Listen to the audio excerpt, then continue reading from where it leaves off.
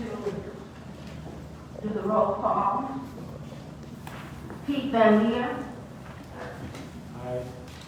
Caitlin Kennedy. Present. Greg Reed. Present. Sharina Zayed. Present. John Adams. Present. James Shura. Present. Chandra Benito. Charles Donaldson. Present. Adriana Rodriguez. Present. Alana. Garrett Ferguson. He is coming. Okay. And then Dan Ridgway. We're all here except for, oh, I didn't put this, I'm sorry. Commissioner Early is here. Present. Kyle Early. I didn't bring my list with me. I wrote the names down as who was sitting in the seats at the time. And neither one of you must have been in your seats. Oversight on my part, and apology. So Kyle Early is present as well as Terry Wall.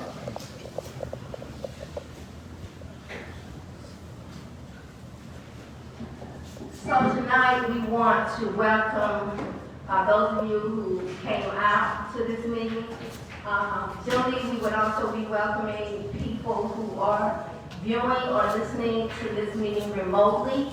And we had some problem with Channel 20 tonight. We just found out that somehow they are not conduit, and that piece of this has been canceled. We're still meeting. We're in compliance with Open Meeting Act. The most important thing is the audience that comes to listen and participate in the meetings, and to record it, and the live streaming is basically icing on the cake when it comes to meeting compliance with the Open Meeting Act. So I just wanted to say that. I know that Jason, our executive director, is recording on his phone, and I know that there's a media here who also will be taking photographs. So, this meeting tonight is a special meeting. It's been in the planning since September. It was designed to meet consent decree 26, and the intent is for the police department to come and make a presentation before the commission and the public. And I would like to read number 26 of the consent decree, so all of us understand the intent of this meeting. At least annually, each district policing committee will present its identified strategies, concerns, and recommendations to the CPC, with CDP officers who are committee members presenting to CPC. The CDP's assessment of ways to address recommendations that have come to them. So tonight we are, we are eager to hear from our commanders, our district commanders. We want to know what you have done as far as progress, what you consider as challenges, and what your goals are for next year, 2024. I know that Commissioner Early sent out a memo to the community. I would like to say that for those of you who came, I think it would be an opportunity for you to hear from our police, your police department, and then look and to see how you can make a contribution in the areas that are being reported. There are methods currently in our policies and our procedures that will allow public participation. We have actually work groups that the community can participate with. We have comments that can come from the public during public comment sessions of all our meetings. You can make a comment online on our website. You can call into our office and make a comment, or you can send written correspondence to us. So there is a process for engagement already existing, and so I'm hoping that you will listen tonight and see what areas that you would be interested in making a contribution. So that's basically what I want to say. Except one other thing, in addition to this meeting being designed specifically to hear from our police department Tuesday, the 19th, from 6 to 8:30. There will be another meeting at our office on Perkins Road, and the intent is to finish year-end business. So this meeting today is dedicated strictly to reports that will be coming from the commission as well as from our police force. So the agenda for the meeting on Tuesday, the 19th, is on our website, and you can check that to see what year-end business we'll be covering on our next Tuesday evening. So we're going to begin with my co-chair, Anna Rodriguez, who will be making a PowerPoint presentation. We think it's important that our community know who the commission members are, and what our duties and responsibilities are as well. Co-Chair Richmond? Yes. Yes. To the chair, I want to make an acknowledgement that based on our agenda, this is not a special meeting. This is a full commission meeting.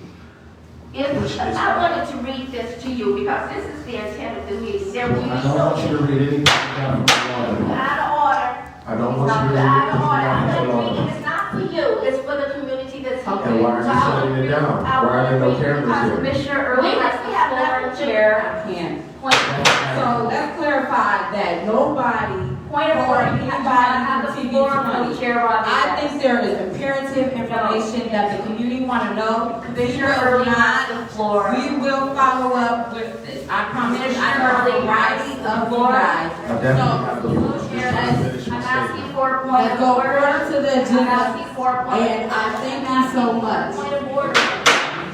You are out of order. You're not being recognized by this chair. I can ask for We're a moving point of forward with the order. agenda that's on and still about to start here. Commissioner Early So has the honestly, floor. as a commission, I understand there is concerns. I would say that there has been a meeting set up pertaining especially to the general police orders. There is a variety of concerns This isn't my, that have this is not about general manifested, police that have orders. manifested It's about about the the violation of section So if 1.1. it's possible, because this is a consent decree mandate, which is federal, and this is unfortunate, can we please proceed with the PowerPoint? I don't think we can proceed if we take the people. So the Community Police Commission, the I'm Community asking Police the Commission entire commission now to is vote the on this point update of order. from December 13th. Co-chairs do not have the right to unilaterally determine the agenda for a public meeting. Very true.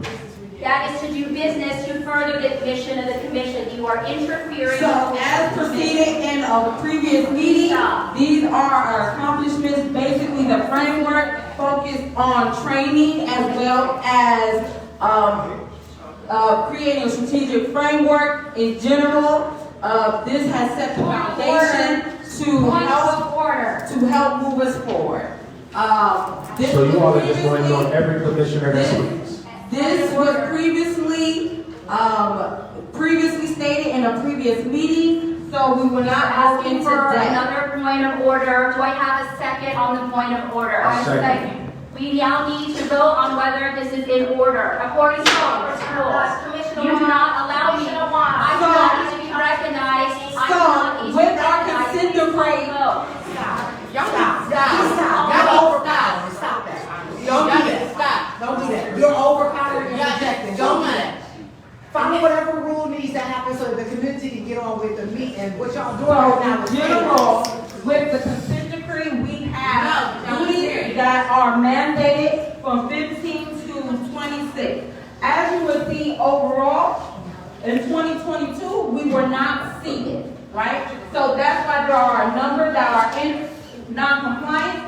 17D is in partial compliant. 18C is in partial compliant. Basically, 17 is oversight of different police committees. 18C is having the monitors report in the meeting, very similar to this, right? So this is part of the consent decree. The rationale is for having this meeting is because it's been 2 years since the police has reported. Some of it wasn't our doing, but because 2022 we were not seeing it. But we still not understanding. And Mom, you're right though. I'm sorry, real quick, because no, this is not what we do. I understand what you're saying, but right now, this isn't happening. Because y'all are ignoring the whole entire commission. We're not. And no, I'm not a part of the commission, so I understand. So as people who overrun the place, You're overprojecting. y'all embarrassing us right now. As a commission, y'all are embarrassing us. And I hope y'all understand that. So stop So try to projecting. talk and listen to what they say. Y'all literally just had a green number. Say that point to order.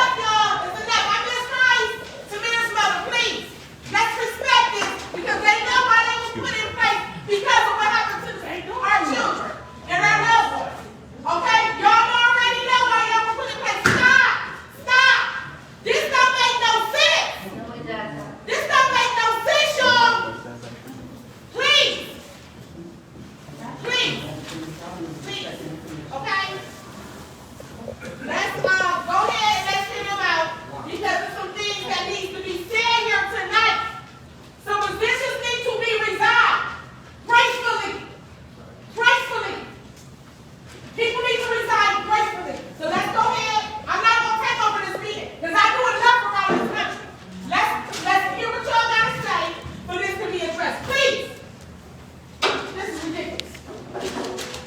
And I know the police department here, y'all smiling, y'all think it's a joke, y'all wanted to fail. I understand that. But guess what? It happens here across the country, only in Cleveland, Ohio. You don't see Seattle Hawk, you don't see Sacramento, you don't see Chicago, when they're going through none of that. I don't understand what's the problem. It's not my fault if the police don't want to be, or people don't want to come to the police department. That's not my fault. Be accountable for what y'all have done to the city of Cleveland. Be accountable. It's not my fault. Y'all have to have a blue wall of silence. It's not my fault. I'm tired of this. This is ridiculous. This is ridiculous. And y'all know it. We were asked that you look at the agenda. This agenda was, we began to put this agenda in place in September. That everything that's on this agenda, the intent for this meeting tonight, all of this has been reported to the full commission through leadership minutes that we take during every leadership meeting. This is not new. So this agenda, this meeting, this was set aside specifically to meet consent decree number 26, where the police must come forward and give us a report about their progress, their challenges, and their goals for next year. That's what this meeting is intended to do. And that's why we printed the agenda. It's listed on the website. And the issue that's on this table right now, these chairs will not be bullied tonight. We will not be bullied to acquiesce and to bow down. I will also say this, I would ask that the community listen to the police report. I would ask that the community listen to the police report. And how You're interfering. You're out of order. You're out of order. I don't have to be out of order to maintain a You're out of order, Terry. Well, I didn't ask you You're not being in to line. take the You're vote. out of order. Make the vote. Let me finish about the The chairs have to be Every the single one of I us. asked to be recognized to speak. If I would, just to my fellow commissioners, let's do this, because it's just a recommendation. I attempted to make sure that the process was done right, it was ignored. Let's let the presentation go forward so that community comments can come forward, and we'll just proceed from there. I do not intend to pull back with what I intend to do tonight, I just intend to put it in a different place. Thank you. And it should be noted that this agenda is minus the new business. And the new business needs to be on here, so I'm sure that this is the exact same agenda that was approved back in September. And the commissioners did not receive the agenda until yesterday. And the discussion on 4 committees have been So thank you so much. I will say overall, I think the commission, the community, and every voter in Cleveland did not anticipate the dynamic currently, right? And I think overall, we need to reflect overall and continue to evaluate our practices to move forward, right? Stop being an agent. Well, That's a good start. this is toxic. Right. That's a Right good here, start. this toxic, though. I think It's each of us toxic, play a role, so- and I definitely agree. It's toxic, we can and agree. I want everybody to, whoever wanna be here, the people that's actually doing the work, and they know who they is. I ain't trying to be out of turn, they know who they is, cause that got my eyes and ears right here, even though when I'm not around. So whoever that's here for the people, stay here. But everybody else, you clicks and stuff, y'all gotta go. Y'all have made a mockery of what's happened to our children and our loved ones in the street. And y'all know why y'all was put in place. We helped y'all get the little couple dollars in y'all pocket. Okay? Leave. What are y'all here for? Y'all are wasting time. And you got people like them and the rest of them smiling and laughing at us. This is ridiculous. Y'all meeting with the mayor and all type of stuff y'all ain't supposed to be doing. Just leave. Break time. It don't make no sense. It just don't make no sense. It's too much. That's why we can't get ahead in the city of Cleveland. It don't make no sense. Hey, y'all doing enough around this country. I do enough. The least y'all can do is try to get it right. It's been over 100 years. Ain't y'all tired? Ain't y'all tired of the corruption? Ain't y'all tired of nobody being accountable for what's happened to the loved ones and babies in this street? I'm tired. I know y'all should be tired. Okay? I'm tired. This don't make no sense, y'all. Y'all need to get this together. Okay? It's gonna have to be a new commission put in place. Okay? And Mayor Beals need to be hearing this too, because the reason he got in office because you believe in this, but you ain't nowhere around. And he ain't nowhere around.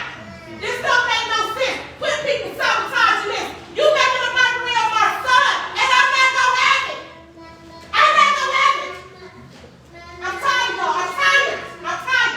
It don't make no sense. Okay? It just don't. I mean, I don't understand what y'all want me to do. I try to play right. I try to play by the rules. I try not to disrespect nobody. I just don't understand. My son is not no hustle. He's not, this death is not a hustle. To make no name for yourselves and none of that. This don't make no sense. I don't understand. I'm gonna walk into the damn toilet or something. I don't understand. Sad, pitiful, and you all cannot, as the humanity in this, y'all cannot allow for this to go on. You talking about people, my life has changed because of what Cleveland Police Department does to my son. I am not the same person. Okay, do y'all understand that?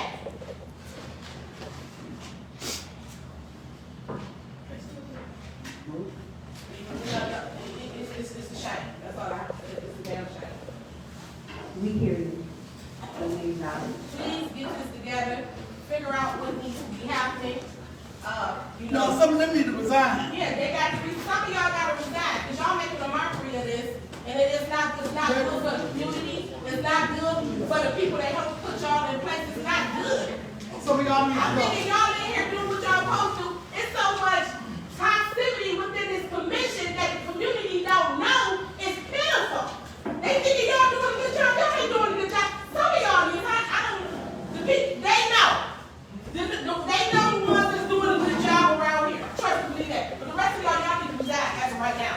Just get up and walk out because y'all don't give a damn. Y'all must thought this was a come up. This ain't no come up. Y'all supposed to be putting, helping the police or whatever, get accountability for these corrupt, misconduct officers. Get them up out of here. The hell going on here? This is ridiculous. This is ridiculous. That's what y'all supposed to be doing. That's why they get a percentage of their money and all of that. What are we doing here? I don't understand. And they want this to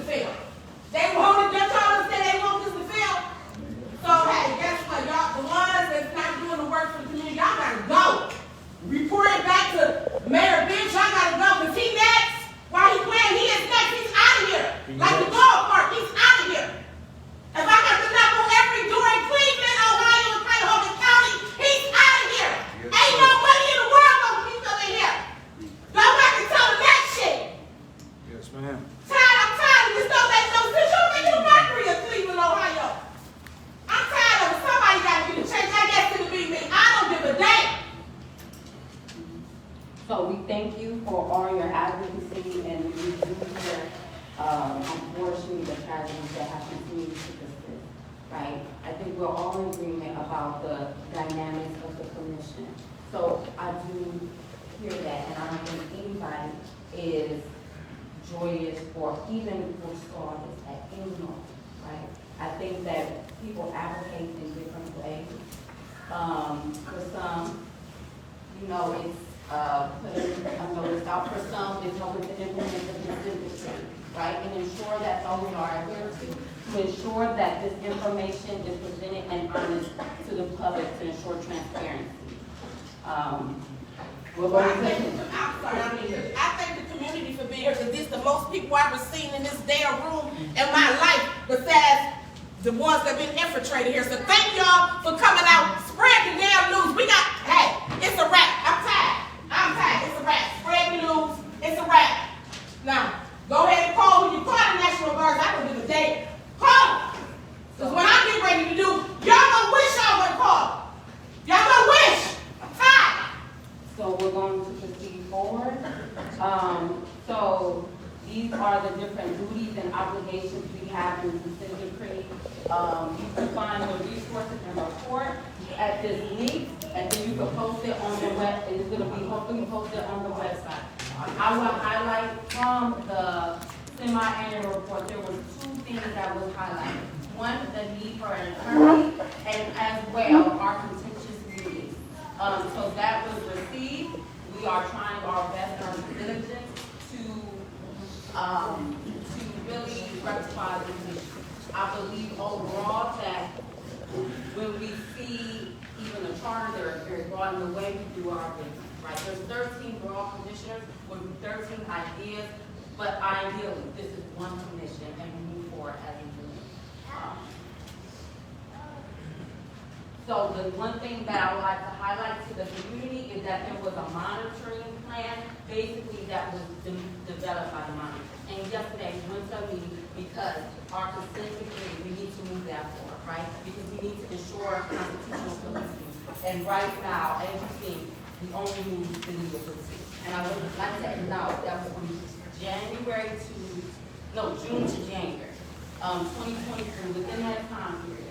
Right, and in this is all stakeholders from the city to the CPC to the DOJ, all stakeholders on a spreadsheet to say where we are and our current status, right? Are we progressing? Is this not done? And it's 5 different quarters, right? Tax allegation, and it's on a timeline to help move this forward. So please, community continue to engage and hold us accountable. Excuse me. But also have grace and patience, because this thing is easy, right? There's a lot of different barriers, and sometimes there's situations that we don't anticipate, right? So if it wouldn't have been time to start, y'all was put here for a position. Please, coach, let's try not to justify this, because it was already tied Sydney with a few of these people over here. So they know who they is. Yeah. They done brought it into the commission, and y'all done formed the clique. Stop playing with me. You know what it is. So, it was already time before y'all even came. this board and really be accountable, right? So this is probably something that is in public request to see where we are, right? So that we won't continue to have continued brand non-compliance, right? Then as well it has data generation, so we can see at what point, are we at 5%, are we at 10%, each individual stakeholder. So as we know that this was an amendment, has thank you so much to the applicants in the room, section charter 115. So as a commission, we are commission staff, we definitely have to prioritize community, upholding the law, so we are learning the intersection and maintaining our goals and objectives set forth by our mandate and our framework, right? So an example of this, and I believe that we all heard, is the police union contract, right? That was sent out by a contract by the city, as well as there may be some state mandates, but right now, during the semi-annual conference, and we do have to monitor, that is on the federal level, right? Sometimes there are things occurring, and because it's not in our scope or jurisdiction, we may not be able to address it at that moment, right? But if we have any concerns, generally, it should go to the monitor or those representatives, right? So it's not that we can't speak out, but within this, we do have a hierarchy, and it does determine our scope and jurisdiction, as well as how our decision making goes forward, right? So I want to be very transparent and allow the community to know that we're not ignoring issues, that we are aware, because we see the community being upset, right? We know that these issues, we know that overall that there have been a number of instances throughout the district, right? But change doesn't happen in a day, right? So we're having, I think, having an attorney will help us to understand what we can implement, how we can pursue it, and how we can fulfill our mandate. Madam Chair, are you saying at the federal level is the consent decree? Or are you saying that? So that's the federal judge, the federal, right? So when it's in the federal hands, we can make recommendations, but that's really their scope, right? And when you talk about us having an attorney that helps us through this process, can you share with the community why we do not have one then? So I will, but that is under the jurisdiction. We'll talk about that. It's in the They can't stand up. You can handle that. I'm doing this, so go on. This is the hierarchy of parliamentary law. Bring them in. Bring them in. Come on. I need some help here. I'm covering recording, so. I haven't recorded. Chairs need to be moved, and I can't move chairs. You need to go move All some right, all right, chairs. all right. We're on the Facebook, so just hold. You gotta hold that and just keep it on her as much as possible. On the federal level. So that an example was the police union contract, right? So right now it's being reviewed by the federal monitors in conjunction with the city, right? So there's different kinds of steps to that, as well as the city council has to review it as well. Right, so I know this was a that was brought. I just would like to note that the charter is broader than the consent decree. Exactly. So, That's true. and that the supremacy clause is not to be, it has to be adjudicated. I don't think you should be giving any comments upon that So unless I you understand. have personal beliefs. I understand, but I would even say, the presentation, I see the presentation. thank you so much. So again, I'm repeating back what was stated in the semi-annual conference that was presented definitely by the monitor, right? So this is the process and the steps that is in, and that it does influence how we engage and interact, right? So,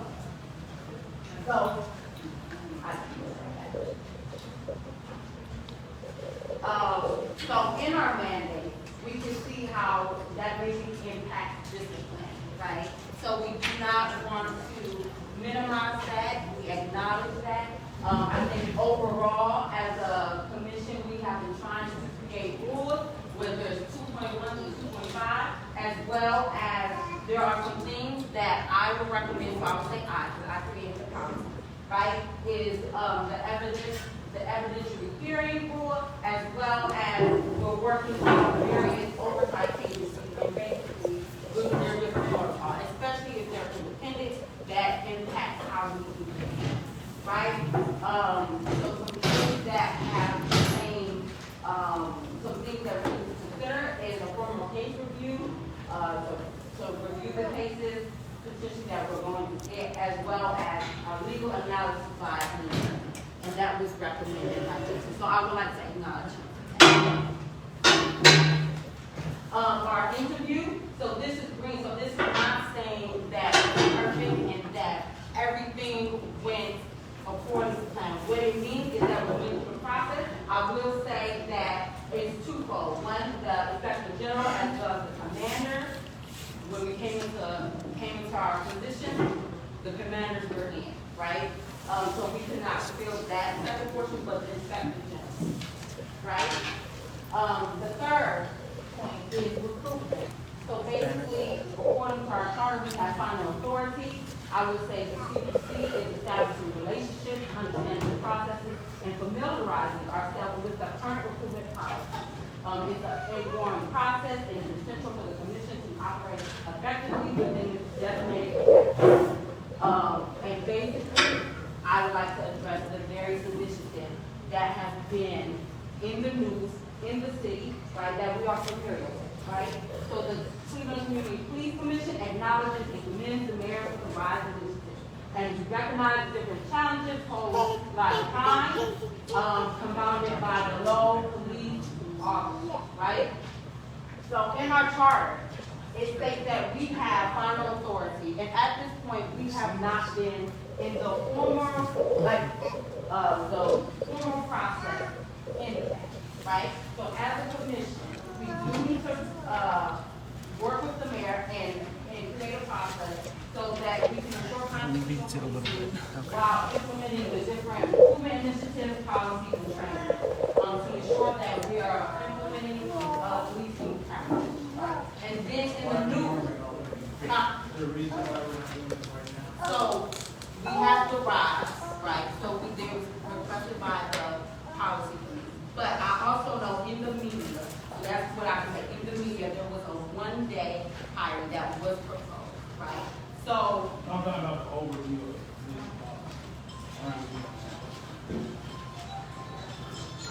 we have a committee and we'll follow up with that.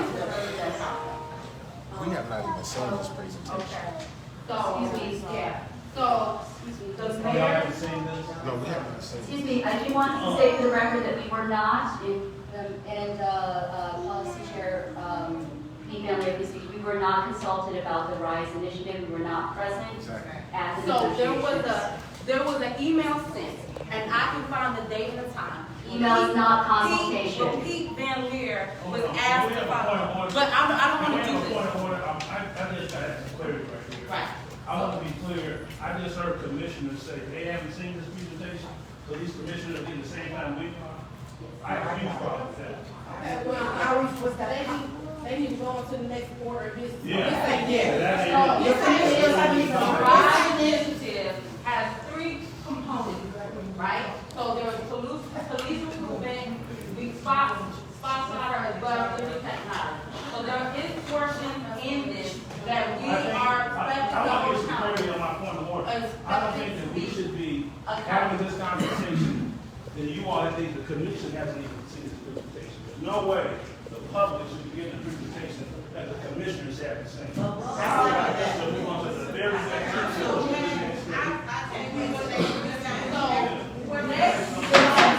So what part of the commission saw this? None of it.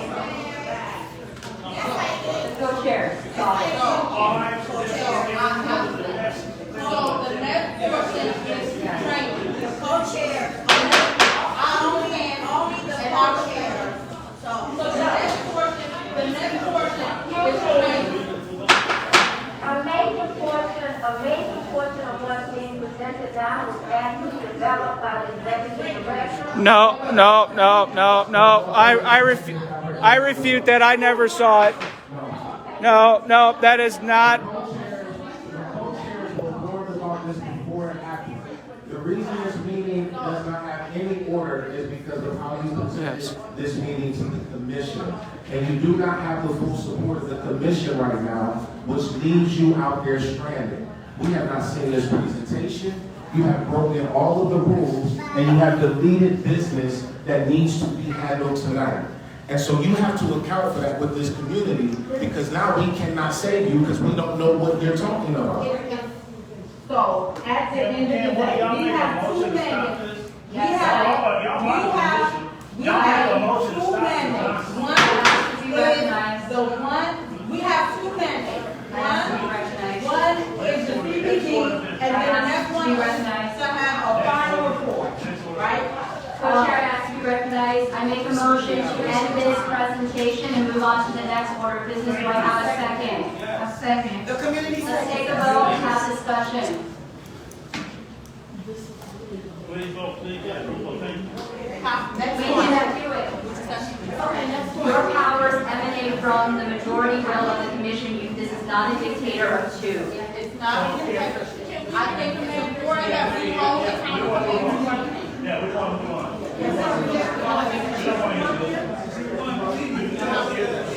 I have a motion on the floor.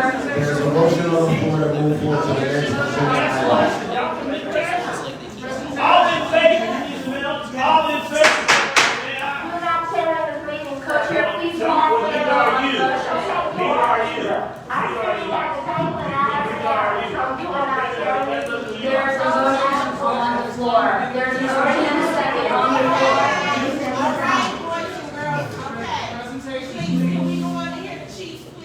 No, there's a motion on the floor, we need to vote on it. Yeah. So, You cannot carry this to the commission. That is the Robert Rules of Order, there's a motion and a second. The motion is invalid until the chair restates. Okay, so we'll be back. And I agree. So the commissioner, Let's, we're gonna go past this, and move it back, okay? So, the next item of business is our police training that's happening on December 16th from 9 to 2 p.m. Right? It's going over use of force, and you can see exactly what's going on, and hopefully be involved and ask any questions that you may have. Right? December 16th at East Professional, which is at a CMSB. Our next duty is the Brady Giglio list. Community has voiced different kinds of concerns in our survey about our capacity, whether it's staff, technical, to implement this, as well as our ability for legal. We have heard it, and it will be something that will be addressed. Coach, you're right. I am in charge of the Brady Giglio list and the work group, and the reason we have not proceeded is because the city has not given us records according to Judge Oliver's ruling of 21 days. It has been 45 days with no records in the city. We have the capacity to do this. We have lawyers and law students waiting to read the records to form the Brady Giglio list. Please do not promote information that is false. This was a community concern that was brought up from our strategic framework survey, right? And it was really not to say the capacity to do it for the long term, right? To really implement exactly what you're saying of receiving the documents to ensuring that the necessary parties are adhering to this charter. Did you speak with this community member to understand exactly their intent, or are you just pontificating by yourself? Again, the next issue is policing issues to various states. We are in process of doing that from the director of law to OPS, Civilian Police Review Board. Right now, we are not in that current state. Feedback 9.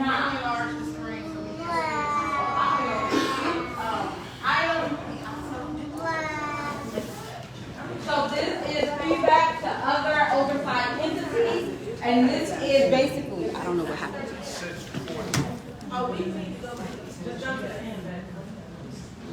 Oh, okay, thank you. So this is to create for the oversight entities, whether it's Division of Police, OPS, Superior Police Review Board, that we are supposed to, at our meeting, have feedback. At this time, we're not doing this. This is something simple, whether it's creating a form to provide feedback from other oversight outreach. So basically, we have to build it with the Community Relations Board, Police District Committee. Again, we need to build relationships with these different entities. Overall, we have started. We have an outreach plan, and Ms. Williams, who is our CPC outreach staff, has in collaboration with various organizations in this room, have created a Cleveland conversation series. And it was a four-part series, women, men, youth, so it will fit under that. And basically the goal is to influence trauma, inform police policy, and training in Cleveland. Thank you so much for all the community partners that participated in that. It was an awesome event, and hopefully it will have survey and data to really inform policy in partnership with the University of Akron. Outside legal counsel, that is pending.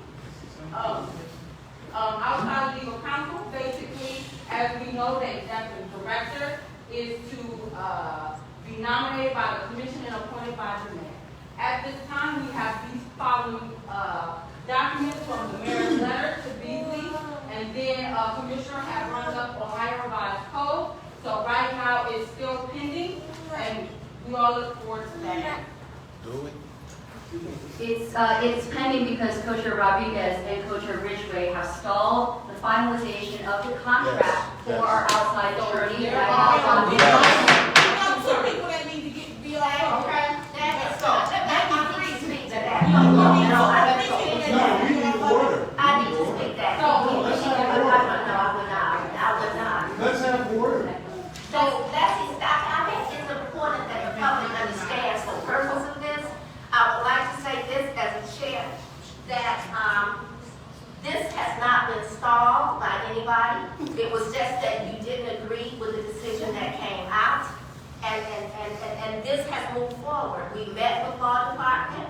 came up with the process, and that process has been flowing.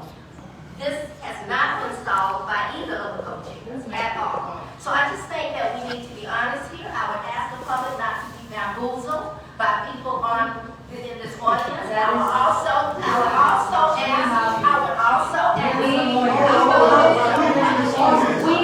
Nobody in this audience polluted the procedure. The process. Y'all did that.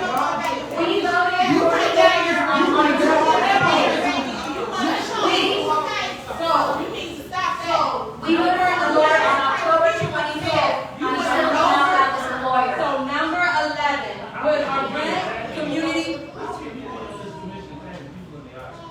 so, That's why she needs to go. She needs to go. number 11, Thank you, but you need to resign. You need to resign. Hey, Kenny needs to resign. John Allen needs to resign, and Terry Long needs to go. You need to go. Y'all need to go. so number 11 was our community grant process, right? How dare you? It's violence prevention, restorative justice, and mediation program, right? So, we are in the process of conducting an audit, right? So the goal is to gather all stakeholders' opinions to help refine our process. And hopefully that goes out January 8th, right, to receive it. It's a tyranny. So, our rules was number 12 in our chart, right? We have that completed police policy, right? In the chart, it states 2 specific things. 1, holding final authority over police policies, procedures, and training regimens, and also soliciting public comment on policy matters. So at this time, that has not transpired. I know that a notice was sent by Commissioner Early, right? So to confirm, the message went to talk with Commander Magoo, and then it went to Commander Department, right? In that instance, there was resistance, and then we followed up with the city, right? At this time, we are aware. You are lying. I don't understand. This ain't part of this. Excuse me. We are aware of the You mentioned my name, I need to speak on it. It was not a letter.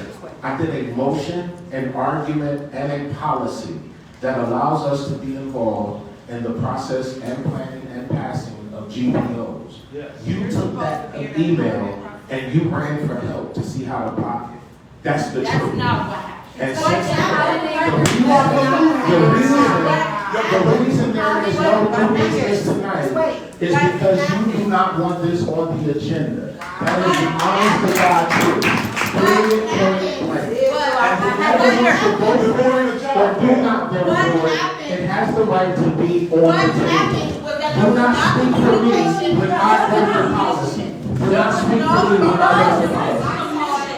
And basically, we went to police with a no GOP. All of the with no commissioners saw it. with the commission. Right? So whether the resident, Who do you work for and what we side would are not you on? say that Who do you work for and what side are you on? we would not say that I want to know why the mayor is commenting on a motion that we've never discussed or voted upon and offering his opinions for privilege and personal draft within the commission. Because co-chairs. Because we're making so, I will give that draft. there is a meeting on Monday, October. You don't want a meeting with those people. You want a meeting with the people who determine GPOs. Point period blank. Point of order, this is not a productive meeting. We need to change here right now. And we need There's some things that we need to. You're representing the commission and making that accurate. So, You are I would say. representing the commission inaccurately. This is ridiculous. You guys need to stop.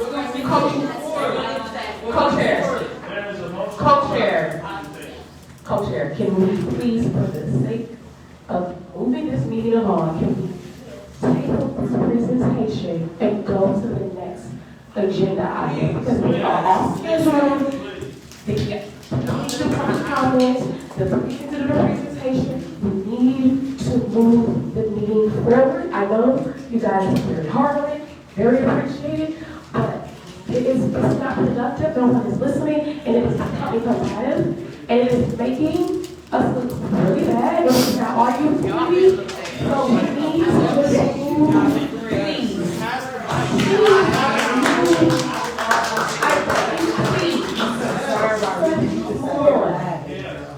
We need to move forward. And we have a few other slides, and I was expecting, and I Move forward. So we have, What's the issue? okay, so the next thing that we need to discuss is our budget. The next thing we need to discuss is our budget, right? People are commissioners, and I think,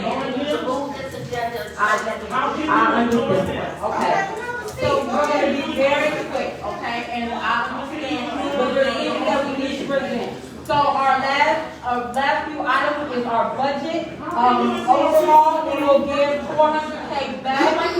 The main thing is from the, yeah, so overall, we're gonna give 400K back because of the payroll. I would like to be recognized. Because of the payroll with the assistant director and the executive director. Those few items are, was not fulfilled, as well as the staff attorney, as well as materials and supplies, as well as interdepartmental service charge, right? I think overall, as a community, you hold us transparent of a variety of things, whether it's police, whether our budget. So as a chair, I have to bring it forward, right? But I didn't know about this, so that's the issue. How are you moving forward if they are not in communication with one another that you were doing it, Commissioner? Why? This is my thing. Why don't you just move forward on the next agenda item so we can move forward for the sake of it? I definitely, okay, so we have three.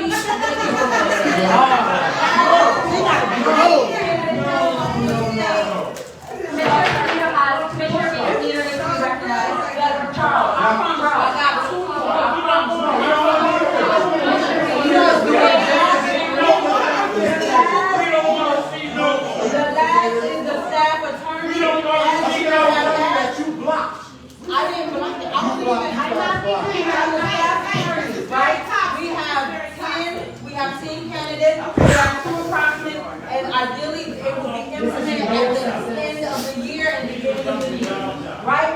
At the beginning of the year. You would rather go talk to Delonte rather than actually talk to I'm yourself. asking to be recognized. So, the last threat of the CPC is that 6 commissioners will roll over into transition, right? So as we've seen that already we have business, as we've seen from the consent decree, that we are behind on different issues. So this is a possible threat, and we need to ensure that there is a smooth transition, because if it falls under a certain percentage, then it's going to be hard to do business. Right? Thank you. Yes. Thank you so much. So that is our contact information. Feel free to join, whether it is a work group, a meeting, or contact us on our forum. The police is looking at y'all as if y'all are a joke. You a joke.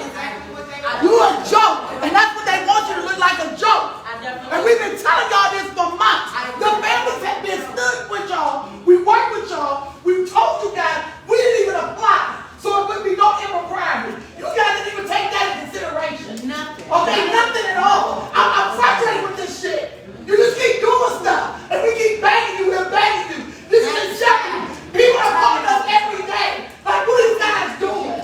You don't even give a damn. So, thank you so much. I know it was a lot, so we tried to put it on the. Okay, let's go. Right. Who's next? Somebody else. Is District 1 here? Shelley? Shelley? Let the chief go first. Let the chief go first. Golden Chief was up. Chief, I got a few questions. Thank you so much. Let the chief go first.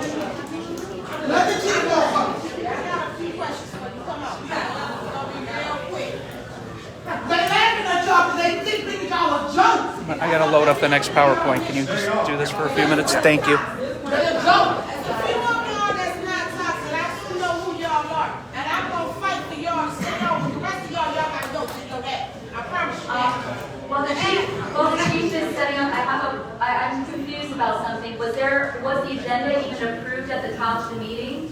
It was not. No, it was not. We were not asked that. We would like the opportunity to amend the agenda, but you are not following Robert's rules again. He gives an opportunity to approve the agenda, so the agenda is not valid right now. Another point, this is point of order. What's that point of order?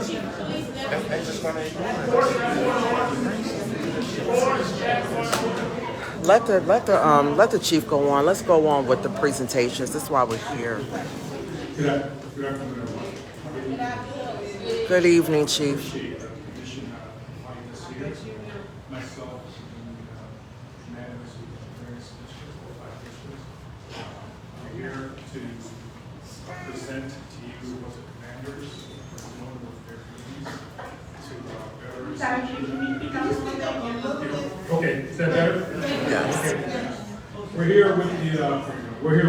I'm here with my commanders, part of my command staff, 5 district commanders. It's a total of 17 in command staff, with 4 deputy chiefs and other commanders and so forth. But the particular commanders that are here are from districts 1 through 5. And they'll have a brief presentation very shortly here, but I was invited by commission to say a few words. We're kind of far into the agenda, so I'm going to be brief in my statements. One of the first things I want to say is that we are committed to change the division of police. We are committed to providing the best possible service we can to the community.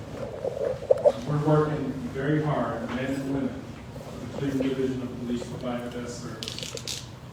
I think it's really important to understand that the vast majority, and I'll say that, I'll quantify that, the vast majority of the officers that work for the City of Cleveland Division of Police, day in and day out, I think do a tremendous job of providing service to the City of Cleveland. They do that on a regular basis, under very difficult circumstances. Under very difficult circumstances. And I support them when they do the right things. I support them.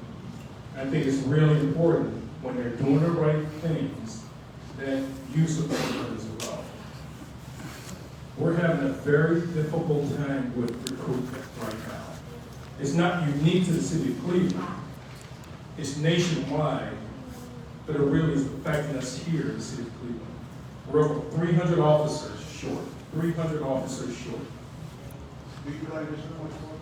I'm not blaming issue 24. I'm not. I'm not blaming, but I'm not blaming issue 24.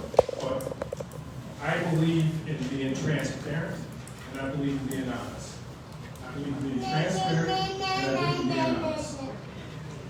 There are many factors involved in why we're having difficulties in recruiting qualified individuals to become law enforcement professionals in the city of Cleveland. Many factors. Some people may factor in issue 24, this is section 50 now. Some people may do that. No question about it. But I look in your face and tell you otherwise, I would not be honest. Sure, people are going to take that into consideration. Because you have to understand here in the city of Cleveland, and I'm not saying it's wrong, the city of Cleveland,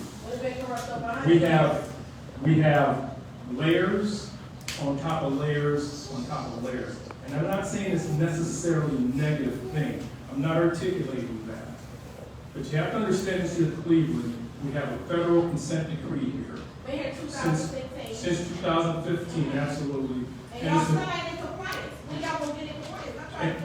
And it's important to understand that in 2014, I believe, my dates may be wrong, someone will check me, that's okay.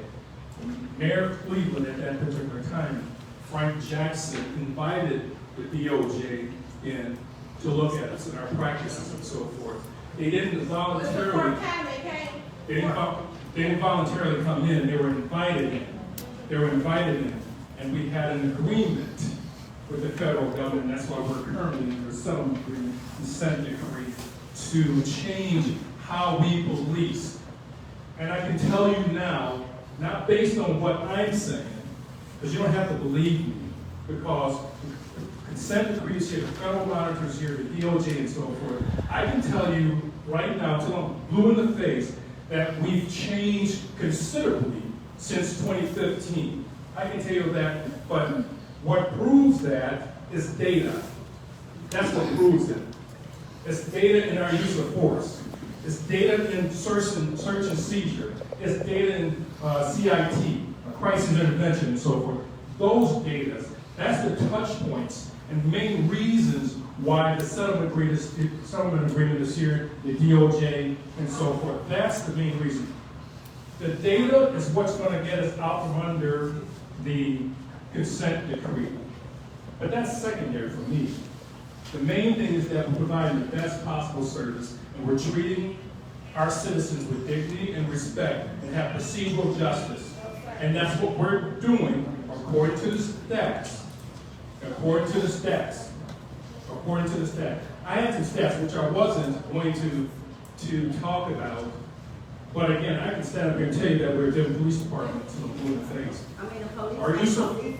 Y'all ain't used to the diversion center either, so you talking in circles. Make it make sense. Because they wasn't here just like me. Make it make sense.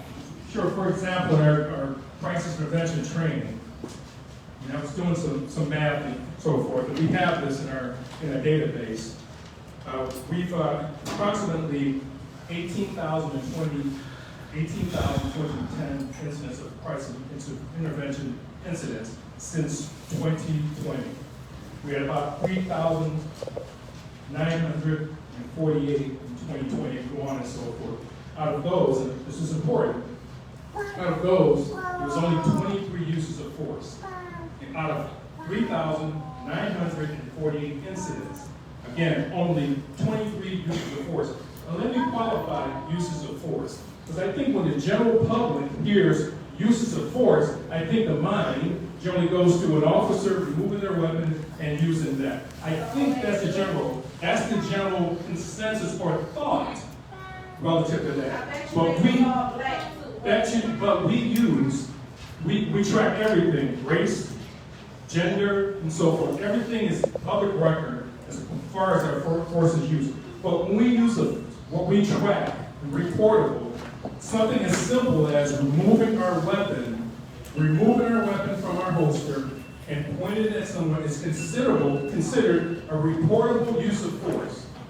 A reportable use of force. For example, someone robs someone at gunpoint. Our officers respond, confront that individual, remove their weapon from their holster, point it at that particular individual. The individual complies.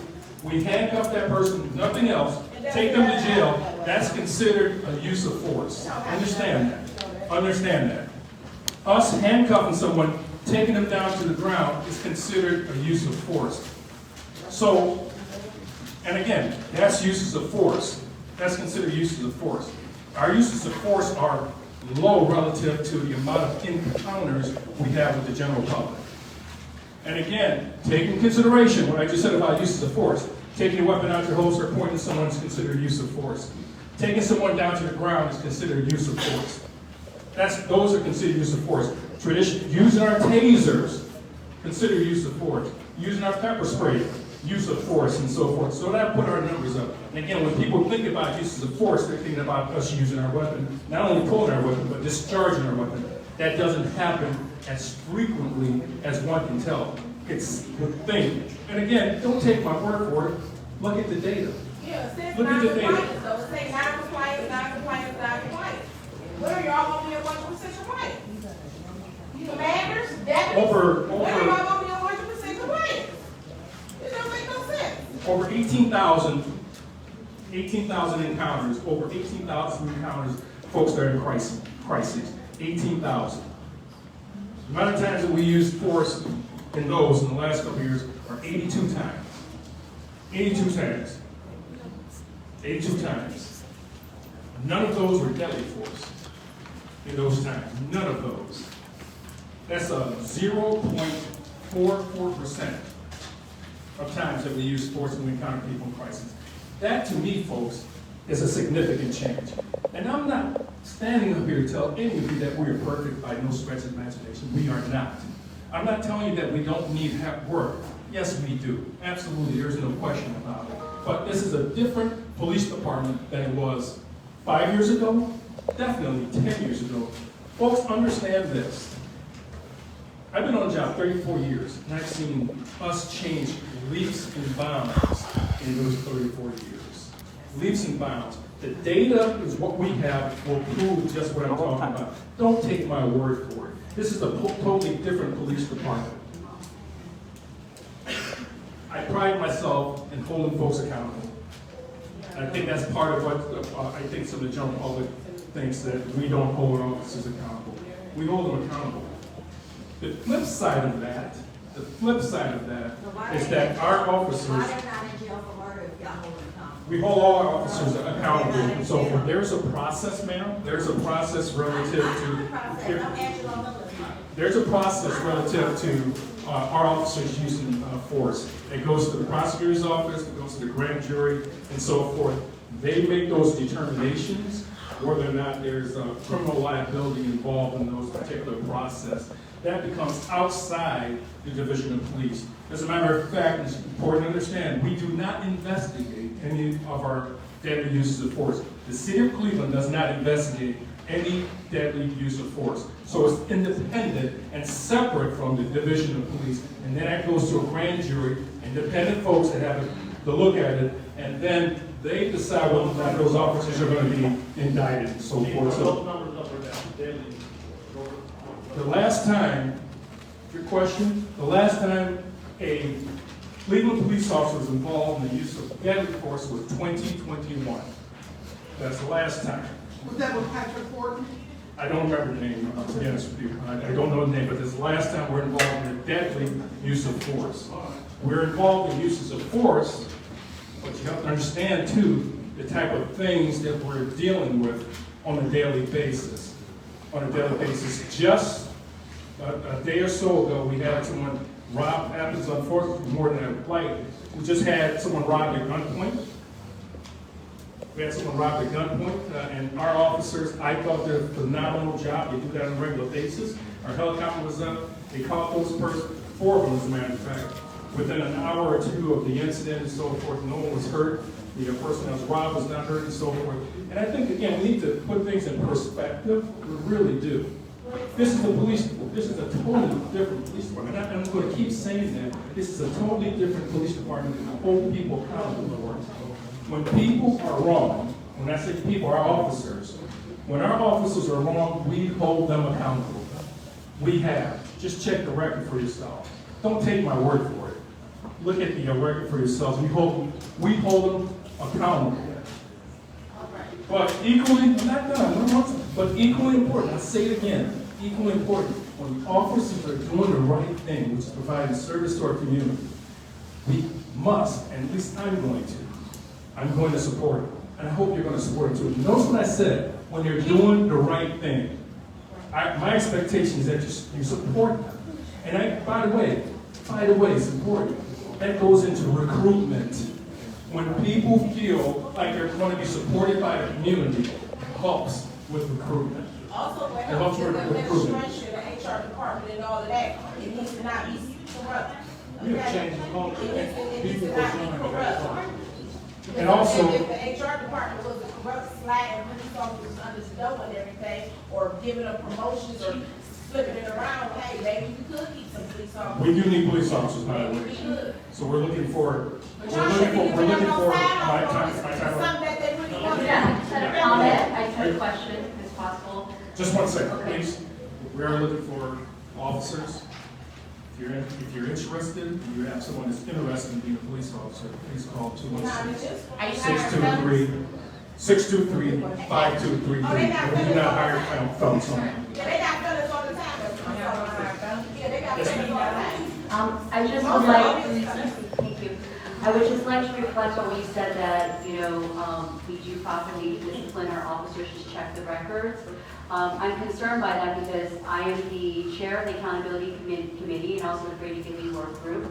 We've made 2 requests to the division, one to OPS and one through the city. Both are overdue many months. And I don't have, the reason we can't believe you is that I don't have the records to assess whether that is true, that they are being properly disciplined. And I have to say, this is, I was sent, when I just mentioned that the Brady Giglio work group had made the request, I interestingly received an email right away from Mr. Delonte Spencer Thomas saying that they had suddenly fulfilled our records. Unfortunately, it is not the right records request. I don't think I'm an unclear communicator when I ask for the full disciplinary file for every officer charged in 2022 and 2023. But what they want to give me is all the disciplinary notices from 2022 and 2023, and I frankly do not think that is fair to the officers not to be assessed by one notice rather than their complete file.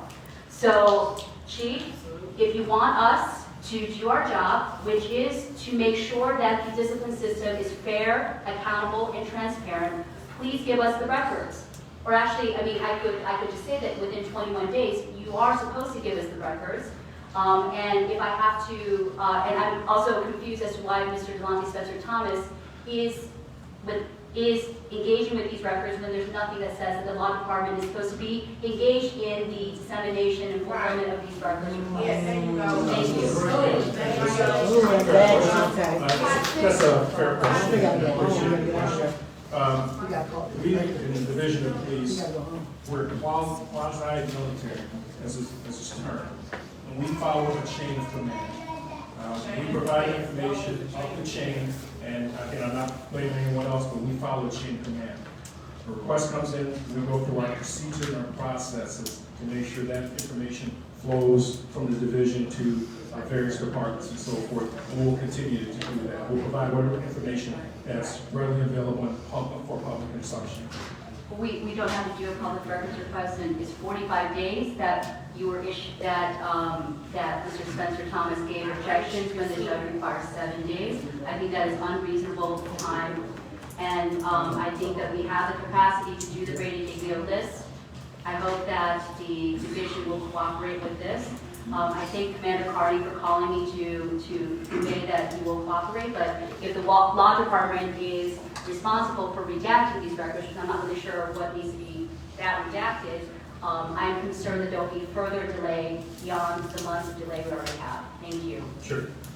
Chief, if I may, question you. Two questions. One is, from your stance as a chief, do you feel that issue 24 is a public safety hindrance or it threatens public safety? Because that narrative has been going around. Number two is, how do you feel? How about let me... Okay, yeah, absolutely. Yeah, let's do that. Let's do that. So I can keep that fresh in my mind.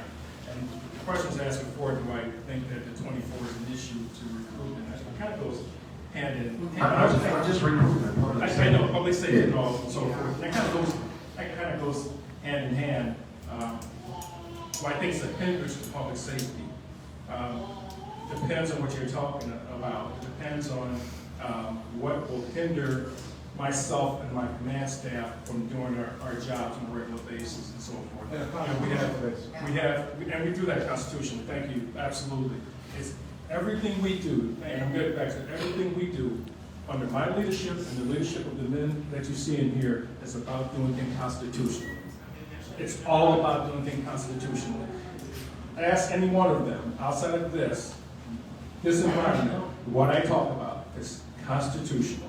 Doing things procedurally, procedural justice, de-escalation, all those things, but within the confines of the Constitution. Everything I'm about is about within the confines of the Constitution. So that's a very good point. So yes, I'm with you 100%. Everything I do, everything they do, everything we do is within the confines of the Constitution. And if it's not within the confines of the Constitution, there are ramifications associated with that. So hopefully she'll get those records requests, because we have state constitutional laws in regards to sunshine laws. Sure. So but going beyond that, what is supposed to go to members of commission according to Charter Amendment 115 has not been happening, so that is violating our local constitution. We're working on those. And who's above you, who's above you on the chain of command? Because you said that the reason why is because the chain of command issues. No, I'm not saying that's the reason why, so we Well, have that a would be chain the of public command. safety director, Yeah, right? That's I'm right not, over there. I'm not saying, I said we have a chain of command, we provide information, and we follow a chain of command. I don't get back to you. First. I'm gonna be able to ask my second question. Yeah, I just want to, I just want to finish. So last half of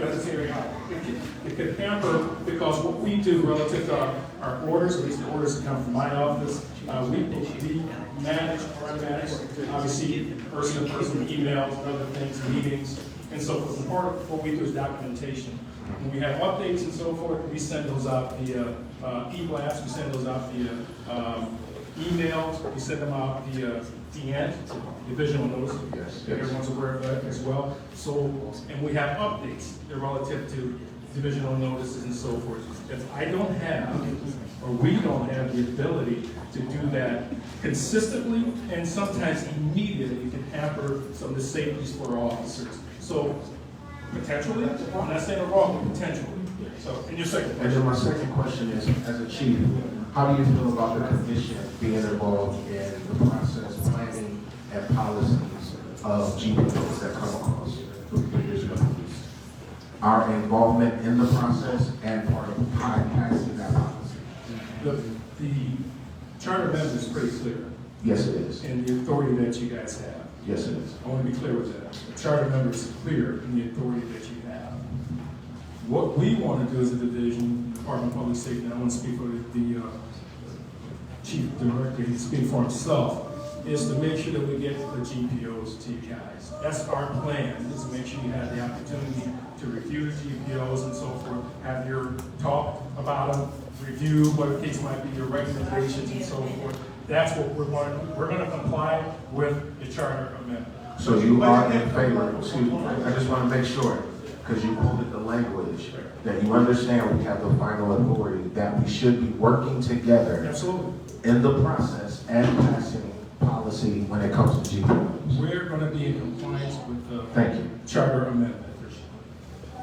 Maybe you can get some police officers. You wasn't doing it like the charter. Put that out there. You wasn't doing it. But I do, I was looking today at our history of requests, and actually they date back to June, when our director Goodrick first reached out, requesting some monthly meetings, and some of that would have been relevant to policy. There was no real response from that, aside from Dr. Anderson. In November, there was another series of emails, and still no response. In August, there was some responses with the documentation, but requests to convene collaboration on policy did not go into. Request to visit the Real-Time Crime Center were initially said, there was yes from Public Safety Director Howard and from Commander Pillow, and those emails following up were ignored. So I hope you understand that there have been efforts made in the past, and that we have not, that's why we're here today with some dissatisfaction from commissioners who are really wanting that policy process to start within the law, and honestly, we have not gotten the response. You're not looking good, Chief. Why not? You know what I'm saying? You ain't looking good, Chief. You ain't looking good, Chief. That's why don't nobody want to come over here. Because of this right here. It ain't our fault. It's not our fault that the police department has a bad name. You gotta consider Angelo Miller, Craig, working staff. You gotta consider Tamir Rice. You gotta consider Melissa and Timothy Ray. You gotta consider them people. You understand that? Tanisha Anderson, you gotta consider them people. That's why don't nobody want to come over here. You talking about 137 shots in a baby, 12 years old. Who wants to come work for this police department? It ain't our fault. Y'all got to figure something else out. Yeah, y'all got to figure something else out. I think some of what my fellow commissioners are speaking about, and I know that there's some public conversation that has been happening about whether we followed, that we have been collaborative enough with the police department. What I would say is, it is just as much onus on the division of police to make sure that you are in compliance with Charter 115.5, as it is our responsibility to make sure that you are in compliance with 115.5. And one frustration that I have, and I believe my other commissioners have, is that there has, in addition to not always responding to requests for collaboration, that I have not seen a lot of proactiveness coming from the Division of Police. It's been now over, it's been 2 years since Charter 115.5 was passed, and we have been seated for 1 year, but the city and the Division of Police had an entire year before we were seated to prepare for that there was going to need to be a process for how policies were collaborated with so that we could have final authority, for how training could happen, for what it would look like for us to have oversight over all of these areas. And so why is the sole responsibility on how we develop that process laying at our feet when you are equally responsible for the information? My commitment as the chief of police is to be in compliance with the charter. That's my commitment. That would be nice, y'all took a whole year to be in compliance with the judge. Do you feel that the division has been as proactive as it could have been to work with us to implement that? I believe the division of police is, yes, I believe, absolutely. I believe so. Part of the reasons why I'm here is to make sure that I'm a conduit with the division of police and the commissioners here. That's part of my responsibility to do and so forth. And my commitment to the commissioners here is that we're going to be in compliance.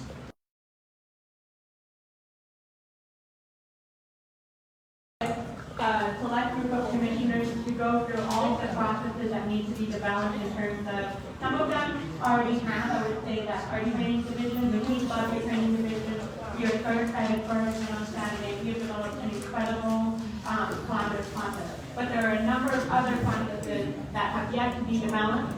Would you be willing to have a meeting with a group of commissioners to actively develop this, go through each process that needs to be developed and come to an agreement? I will go through the process. I will make sure, again, I have to say, I know I'm being redundant and repetitive. We'll make sure that we're in compliance with all of the sections relative to us. Division of Police, section 115. So that's I would just like to say one thing. So, as the chair of the training committee, and we have this event coming up on Saturday, I'm listening, but I cannot agree with you that the police are being proactive. I think that individual police are being proactive. So, for example, Commander Magoo,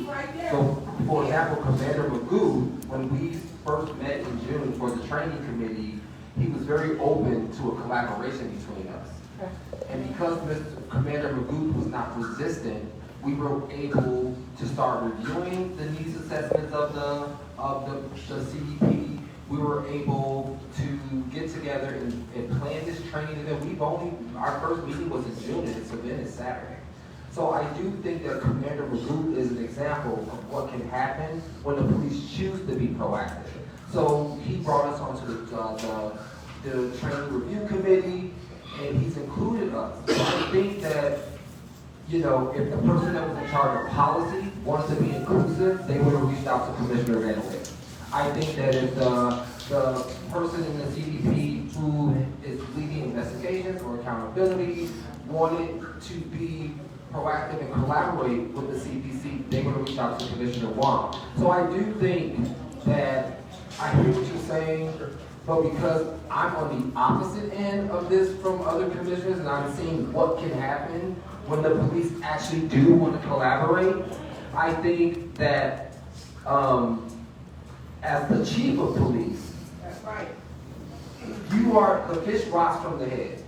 Amen. And I believe that you do have good police. You have good commanders. But Luke is one of those commanders that is excellent. He has been amazing to work with. He's given us a lot of work, but he's working with us. I just wanted to put that out there. I don't want to, be negative, but I do want to speak my truth and say I do believe you have good commanders. I'm working with one, and Lieutenant Smith and those other guys that are on that training review committee. We have met outside for coffee.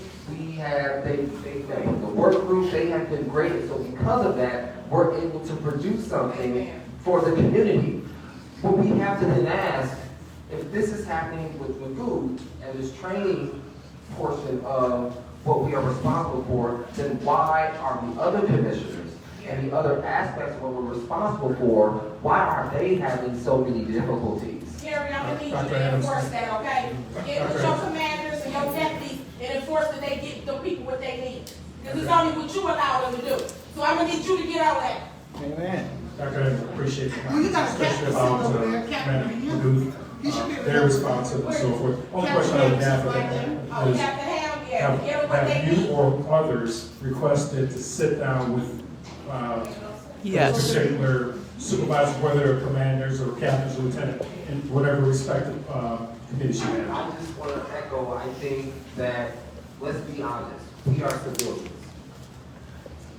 Speaking for myself, as a person who moved here in August of 2014, on 117th in Bel Air, and then Tamir Rice happens like the first week in November, and driving past Cadell and seeing the gazebo and visiting the gazebo, I think that we came onto this commission, at least I can speak for myself, because that had an impact on me, sitting under that gazebo with all those flowers and balloons and all this stuff, and then they tore it down.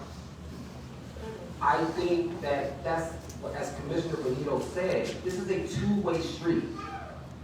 The training committee for the CPC is willing to work with the police. Commander Magoo, who's in charge of training for CDP, is willing to work with the CDP. So therefore, we're able to work together and produce. I think there's a lot of things not happening. So if we, like, I'm frustrated because I want to move this work forward. Commissioner Van Leer should get the record that he's requesting. Commissioner Wong should get the record she's requesting. You are the person with the knowledge. You all are the police. We are civilians. 6 months of training. Police committees just opened up in June. You are more knowledgeable. We're learning. We're still learning. I just think that you have to take some responsibility for the police not saying, hey, we know you guys' committee just opened up, or we maybe just got seated. Who's the head of your policy? Who's the head of your accountability? And let's get together and connect. Because what we're seeing from the training committee is that if that happens and there's an openness to, work together, then it can happen. But we are getting resistance from the CDP. My commitment is to make sure that we work with the various committees that you just mentioned. I don't even name them in particular.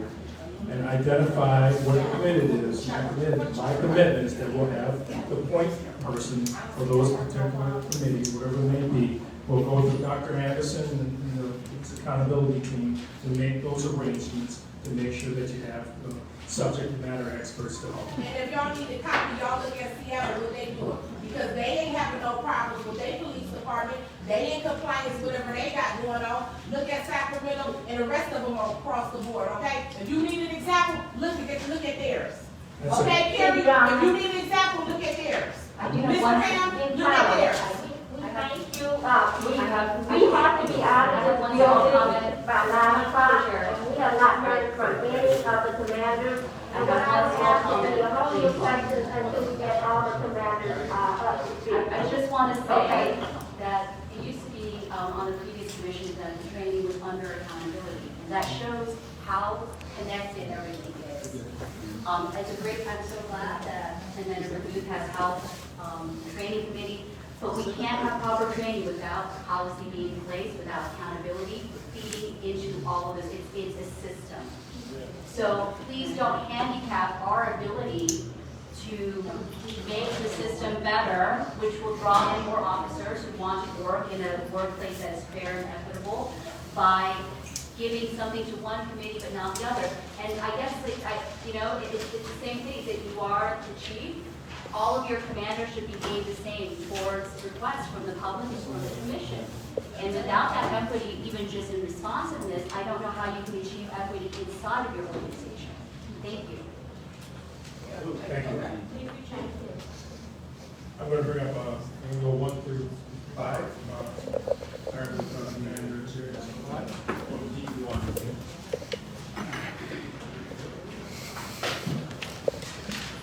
right.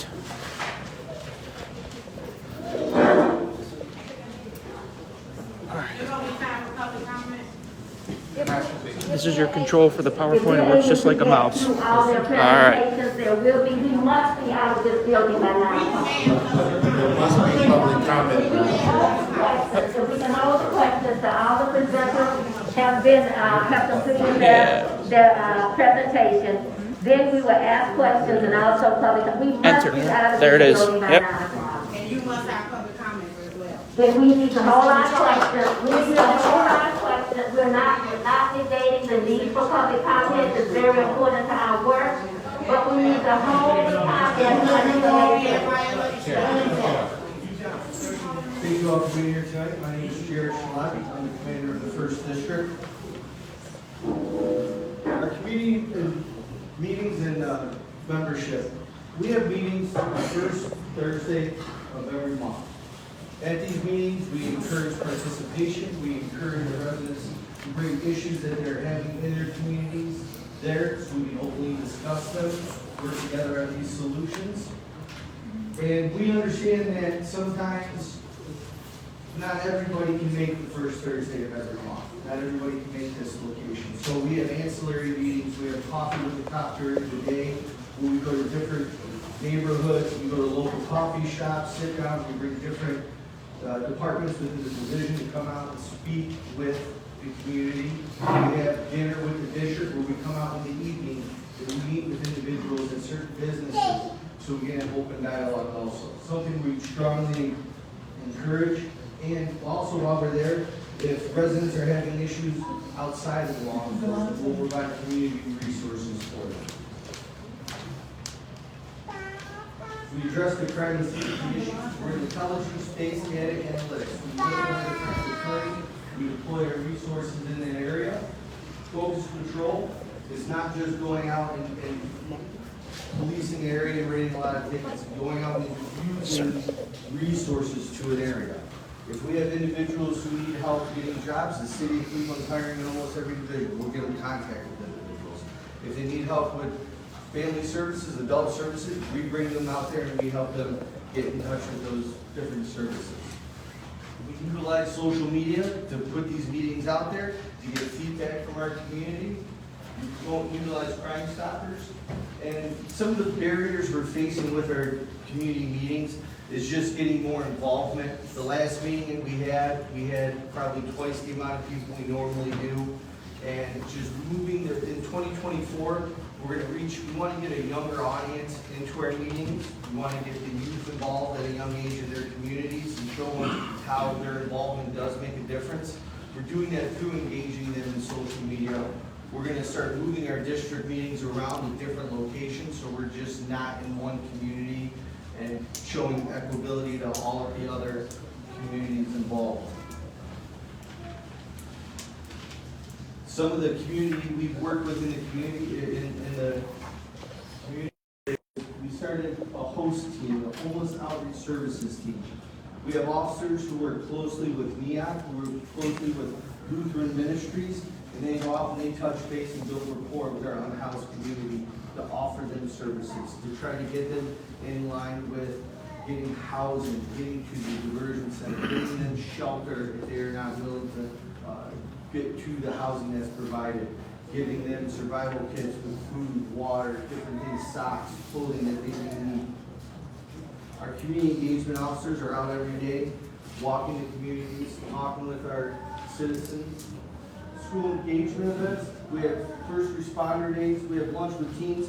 An issue at one of the local high schools we have, at one of the bus stops, the kids were fighting every day at this bus stop. And it was being a problem for the residents in that area, for the businesses in that area. So what we did, we went to the principal, Sean Michelle Luke Leonard. We said, what can we do outside of normal, just going there and handcuffing kids? She said, how about you come to the school, eat lunch with us? So several times throughout the month, we go, we sit in the cafeteria with them, and we just have normal conversations about what's going on with them in their lives. We meet with a certain group of kids, just them alone for lunch 2 times a month, and with the permission of their parents, before we just pulled kids in and said, hey, you're sitting in a room with a bunch of cops for lunch, we reached out to the parents and said, this is what we want to do. We want to empower them, give them a voice of what's going on in the community. make them leaders in their school, because when you're leaders in the school, you're leaders in the community. And we empower the youth to take over this. We attend every ward meeting. We also work closely with our city council members. Not a day goes by that I'm not talking with a council member, because citizens who may not call us, call their council members. So we want to make sure information gets to us no matter any way possible. Direct answers to questions at meetings. I tell the director sees at these meetings, I tell people, if you want me to be honest, I'm going to be honest. And I give them the answers they want. I ask me the hardest question you can, I give them the answers that I have. And if I don't get the answer, I find the answer.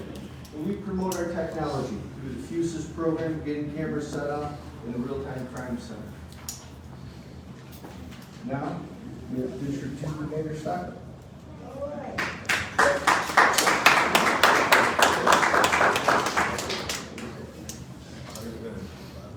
Good afternoon or good evening, everyone. I want to thank the commission for giving me the opportunity, giving our command staff the opportunity to come and address some critical elements of the consent decree. I want to thank Chief Drummond for his leadership. Honestly, we're in a much better position as a division of police and as a city because of his leadership. So thank you, Chief.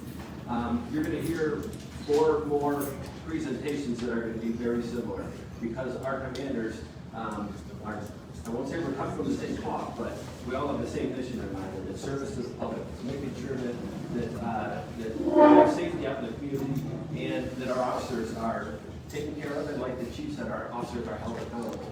So I see some police officers, former police officers, retired police officers in this room that I've worked with in the past, and I've had relationships with in the past, and I know they're working for the betterment of the community as our command staff. So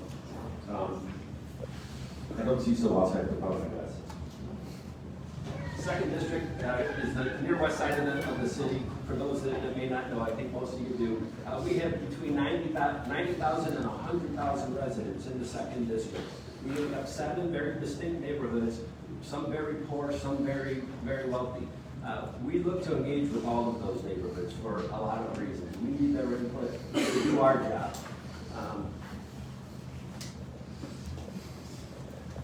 Like in the first district and all the other districts, we hold a regular monthly community policing meeting, district policing committee meeting, where we invite residents to come in, voice their concerns, voice their complaints, and basically ask us for assistance. And we ask them for their assistance in doing their job out in the community to help them make their community safer.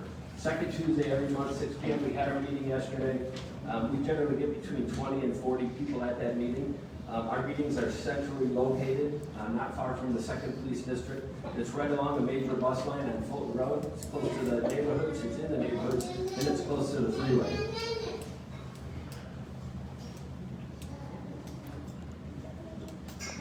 Addressing crime and safety issues in the neighborhoods is not just a police matter. It's something that we can't do alone. So we collaborate with a lot of other resources, both on the state, on the county, and on the city level.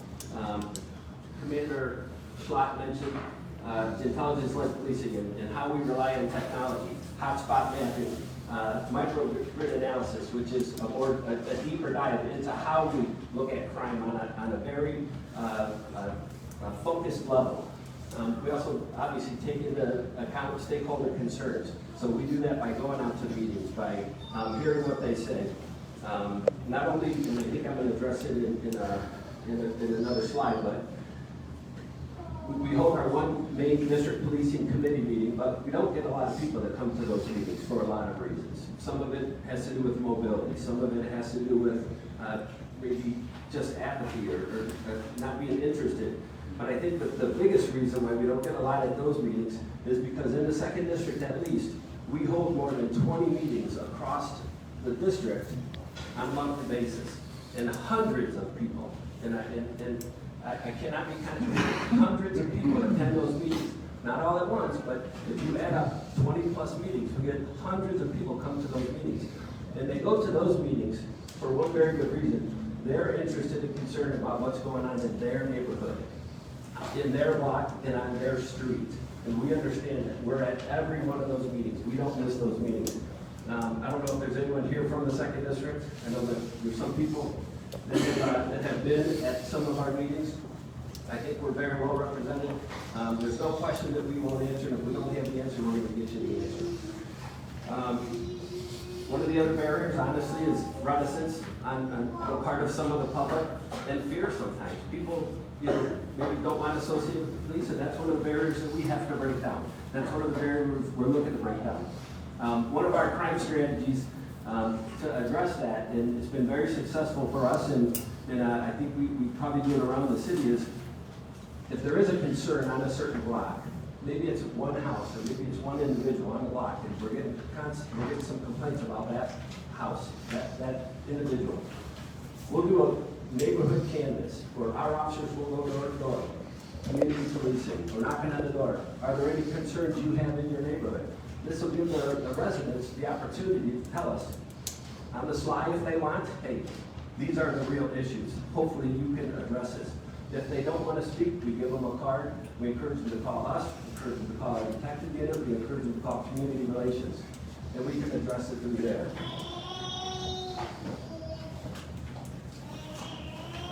Again, I addressed a lot of that in this slide in what I was just speaking about. Commander Schlott mentioned all the community referrals that we do, whether it be the Department of Aging or Building and Housing. We work very closely with them. Again, to address neighborhood concerns, to try to elicit engagement, get people to get involved. We hold safety fairs every year. All the districts hold at least one safety fair. We do other safety events out in the community. The neighborhood walks that I mentioned, coffee with cops, cookout with cops. If you're interested, come by Mary Queen of Peace Church this Saturday. I know you had your training event, but Mary Queen of Peace Church this Saturday, our policing committee, our community relations committee is doing a children's toy giveaway. We spent more than $9,000 to put together toys that we're going to give away to children in the neighborhoods that might not otherwise have a Christmas. It's a wonderful event. We do it every year. In the 10 years I've been commander of the second district, we've done it every year. So that's all I have. I hope you know that that we want what you want. We want what the community wants. We're put in a leadership position for a reason, and it's to affect change that you want and that we want. A lot of people don't come out to meetings because, again, it doesn't affect them. I think about someone like Brenda Bickerstaff, Johnny Ham, police captain. People probably know, but before he's a police captain, he's a resident of the city of Cleveland, and he's engaged. He's not here as a representative of the Division of Police. He's here as a resident who's concerned about what's going on in his community, as is Brenda Bickerstaff and Mrs. Rice. So, thank you. Thank you for the opportunity to speak. It will go on.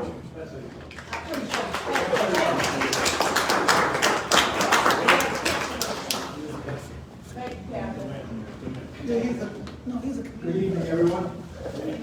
I too thank you for the opportunity to speak today. My name is Robert Tucker. I'm the 3rd District Commander. We are essentially on the near east side, from the river all the way through Little Italy. I'll get started. Okay, meetings and community membership. So our meeting is every Tuesday, 6 p.m., and it's in our community room at the 3rd District. So one thing we like to do at our meetings is provide as many resources as we possibly can to our community members. Some of those examples are members of City Council. They can give community award updates. We have county and city prosecutors occasionally attending case updates and answer questions. Building and housing is a huge one. We have a building and housing inspector. She's been coming to every meeting, and she can field complaints and answer questions as well. We have the PIO from the Division of Fire. Lieutenant Norman provides fire updates and talks about recent activities in the Division of Fire. We have dispatchers, chief dispatcher, call takers come down and answer questions from the community about what that process is like when you call 911. That's always a big one. We have various social service agencies dealing with addiction and mental health. We had the narcotics unit came to our last meeting, so we have internal specialized and support units inside the division. We've also had judges make appearances, talk about judicial process, and answer some questions. Area police chiefs, we've had the CSU police chief and CMSD police chief. We have in the 3rd district, I've counted 14 different law enforcement agencies, state, local, federal agencies that we deal with, and we communicate with them very well. We've had representatives from the Cleveland Public Library to talk about opportunities and programs at the various libraries. We've also had members of the commission and the police accountability team. They were very welcome at our meetings. So those are just some examples. At the end of the day, I tell our community members at our meetings, this is your meeting. Bring people to this meeting. Bring people that don't ordinarily come to the meeting, especially young people. Addressing crime and safety issues. It's a multifaceted approach and it's kind of complex. We follow intelligence-led policing or an evidence-based policing model. The biggest part of that, and you've heard it before from the prior 2 commanders, the intelligence part of it is huge from the community. We have a collaborative district strategy. In the 3rd district, we have control, we have support, we have the downtown services unit. My job at the 3rd district is to get everybody on the same sheet of music. So I try to enhance communications in the building so they're all working together. Law enforcement partners, internal within the division we work well with, and I also mentioned external. Those agencies that we work with all the time on different details, I try to enhance that communication. Strategic planning and development, deployment. Basically based on an event location, when we know that something's going on or there's an event, that's how we're deploying our resources. It's a more purposeful, focused approach to policing. Again, just hitting on the evidence-based policing, like the other districts, we're using hotspot mapping, data, and focused patrols based on crime patterns. Criminal enforcement details and initiatives, we work regularly with OSP and the Cuyahoga County Sheriff's Office. Those are 2 that we work with quite often. Technology, open source sites, real-time crime center, Fuchsia, SWAT cameras, ShotSpotter. We're utilizing technology to our advantage that helps solve crime. Like the other commanders, we utilize social media. We post hazards, wanted persons, traffic advisories. We promote and utilize Crime Stoppers as well. We also give safety presentations to businesses and anybody that asks for it, quite honestly. And last but not least, community partnership and engagement. And that leads me to the next slide. We believe that relationships equal trust, equals cooperation, which will ultimately result in success in criminal enforcement efforts and investigations. It's critical to safety and crime strategies. Again, the monthly meetings bring someone new to the meetings. We also believe, Commander Stockwell mentioned it about the meetings and who's showing up to the meetings. We take our meetings on the road. We make as many appearances as we possibly can at various places, board meetings, block clubs, safety presentations, panel discussions. We have somebody go out to these. We never turn down the opportunity. We believe that we have a robust and diverse community engagement effort. In the 3rd district, we're somewhat uniquely positioned because we have the opportunities to engage during our special events. So we utilize that. We identify one obstacle that we find, and the other commanders will touch on it, is reaching the youth. Our strategy is we find leaders in the community who already have established relationships with the youth. So if we can reach the elders or someone that has influence in the community, that's one good way to reach the youth. And again, we also have the opportunities as well. Daily efforts of our community engagement officers, they're fantastic. We engage them strategically, and I tell people at community meetings or wherever we go, they're your CEOs, not mine. So whatever you have going on, please tell us, and we'll have them. They're the community's community engagement officers. Enhanced communication and timely responses. We get a lot of complaints from the community about various things, obviously. We can't solve all the problems. However, we can respond timely and try. So that's our goal. When we get a complaint, whether it's in an email or a phone call at the commander's office, our team in the 3rd district, we're responding almost immediately and trying to address it. Promotion of social media again. Our social media, please follow us, Lincoln Police District 3. It gives our community an opportunity to stay connected and informed. We're on Facebook, Instagram, and apps. Messaging is huge. Our officers do a phenomenal job. For the most part, they do a phenomenal job. And we need to get that message out there. We need to show this community our efforts, whether it's community engagement or enforcement, impacting violent crime, whatever we're doing, we need to demonstrate that. And we take this to be very important. It supports police legitimacy. You heard it twice already, actually 3 times. Transparency and candor. We are very honest with our community members. Very honest. If I'm not honest, they're not going to trust me. But I always come up with some type of a solution or some type of idea or remedy to kind of help this situation. But we're very candid, we're very honest and open, especially when it comes to technology. When ShotSpotter came out, we had some questions in the community about ShotSpotter. We brought in a member of the division to explain what ShotSpotter was and how it works.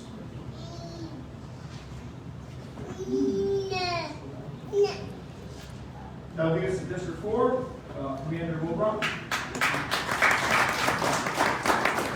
Good evening, everyone. My name is Mo Brown, I'm the 4th District Commander. In the interest of time, we're going to move right along. Our DPC meetings are held the 4th Wednesday of every month, at our 19th in Kansas. We do try to get as many people as we can to come out. As with the other commanders, our attendance is not always that great. But we have board meetings throughout the district and try to make as many of those meetings as I can. I'm one person, I can't make them all, so if I'm not present, then someone from my office will attend the meeting.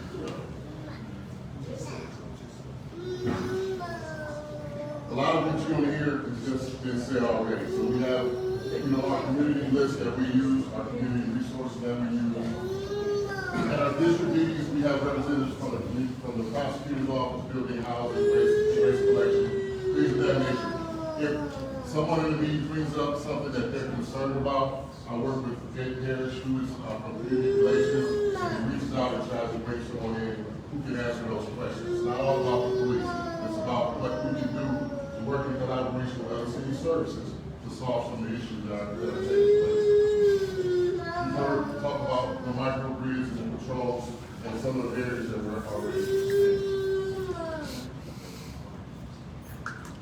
I just basically kind of went over that, bringing other people that expertise, other persons with their expertise to our meetings, and we try to get people to come to the different board meetings as well.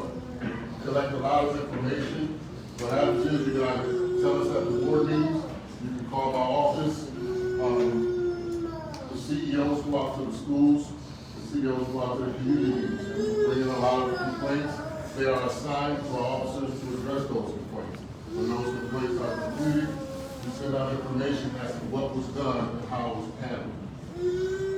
Speaking of the youth, one of the things that we've done, right now we're working more so with JFK. I've gone to JFK on at least 3 different occasions. I've been in command report district for 1 year. I've gone to JFK at least 3 different times and spoken with the youth. I've spoken with a young ladies group, I've spoken with a young men's group, and I've spoken with the mixed group. I can tell you, our young people get a bad rap because of what some of our young people do, but we have some very strong leaders that are being raised in this city. And I want to take this moment to acknowledge them and applaud them for what they're doing. They are really trying to make a difference, and they're not out there being knuckleheads, all right?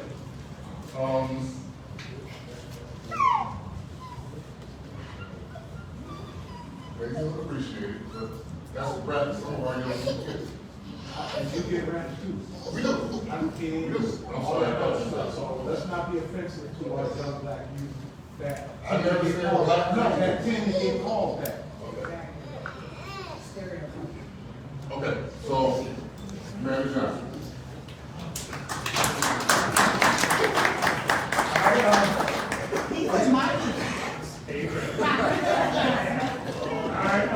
For the interest of time, I promise I'm going to be short, and that's just not a joke against me.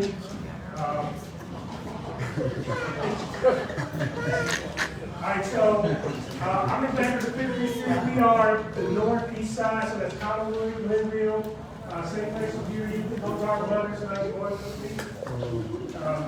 We hold our meetings every Wednesday, every third Wednesday of the month. Now, what's kind of unique about our district is for quite some time we've been changing different locations, and so I invite everyone in this room to come to one of our meetings every third Wednesday.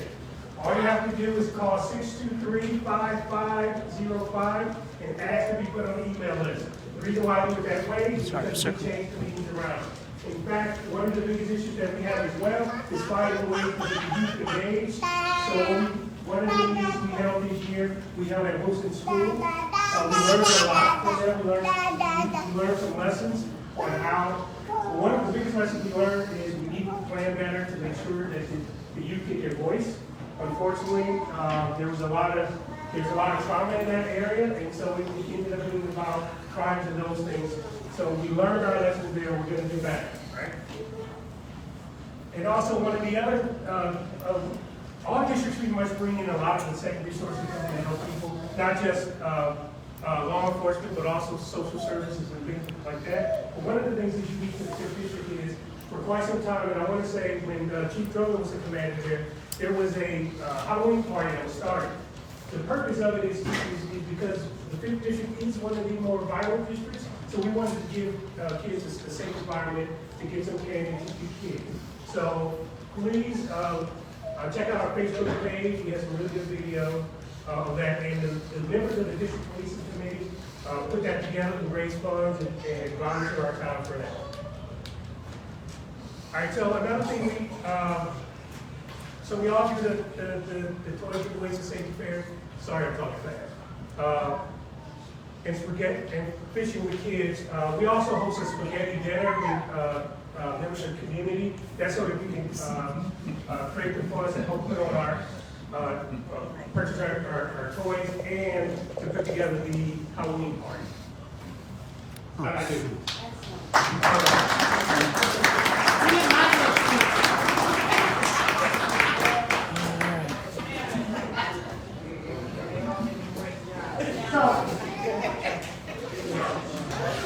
So we want to ask if there are questions that you want to raise to the different commanders.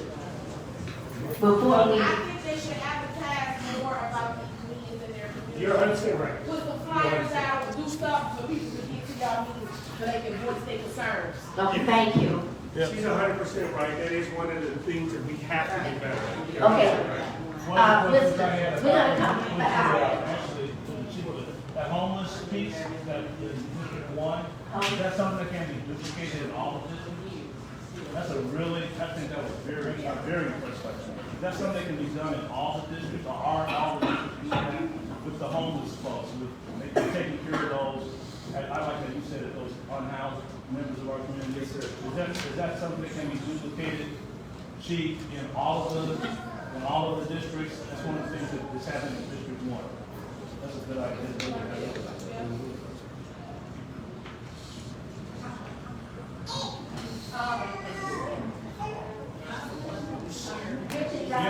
Is that something that can happen? Now, you guys kind of, I don't know what this rights with me, you guys probably get together and share what you all are doing anyway, right? Yeah, so the district commanders, we just we get on the same page. I'm in Ward 2, command District 4, I know the commander. That's something that I know we need in our neighborhood, and if I can use that as a resource, just because I'm faster, so many people come to the church, that's something I can say, hey, this is something that's available. That's something that we need to know from the clergy to clergy. Let's go. Okay. Rich, we're gonna come back to you. His hand has been up for a while. Richard, back again. Okay, I have a few questions, and some of this may sound negative. Please don't take it personally. This is in relation to consent decree, paragraphs 312 to 317. Put the mic closer to your face, Sergeant Johnson. The consent decree, paragraphs 312 to 317 specifically. As you all know, we've had this consent decree in place since 2015. And as a former commissioner, I know the struggles that we've had in trying to get cooperation to fulfill this consent decree. That being said, I do remember in 2018, the commission at the time sent over a recommendation to the Division of Police regarding the anticipated amount of officers that will be leaving between the years of 2020 and 2023. Anticipating somewhere near 400 officers will be leaving in that time frame, or could be leaving, based upon people who will be finishing up their drop and so on and so forth. It was rejected in whole. Just want to say that for now. So that's in part for these questions. Question number one. part of number one is there anything listed as far as qualifications for the command staff members? And if so, is that made public as to who can be a commander and what the metrics are to be a commander? Part two, or in the command staff. Part two, are there any metrics to remain in that position? How are you evaluated? Who is evaluating you? Part three of this really goes after the 137 shots. We noticed that the safety director at that time was promoted to a newly made position in the mayor's office. The chief was promoted to the safety director, and the the deputy chief of field ops was promoted to chief. What were the metrics for those promotions? How were they evaluated?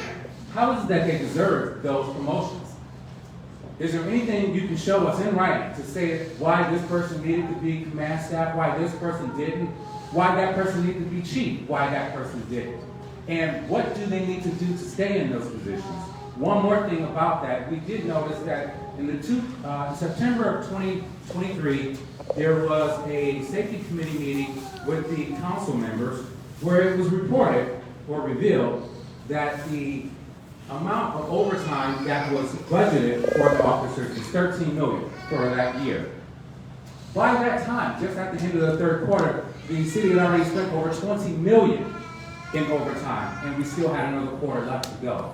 My reason for saying that is because I truly believe that some of the recommendations had been taken wholly or in part from the 2018 recommendations that was given to you, you probably wouldn't have been so short of officers now where you have to give so much overtime. Additionally, there were some restructuring things that really probably needs to take place immediately, and I don't know if we can get into that, but more importantly, there are some other issues that are really plaguing us.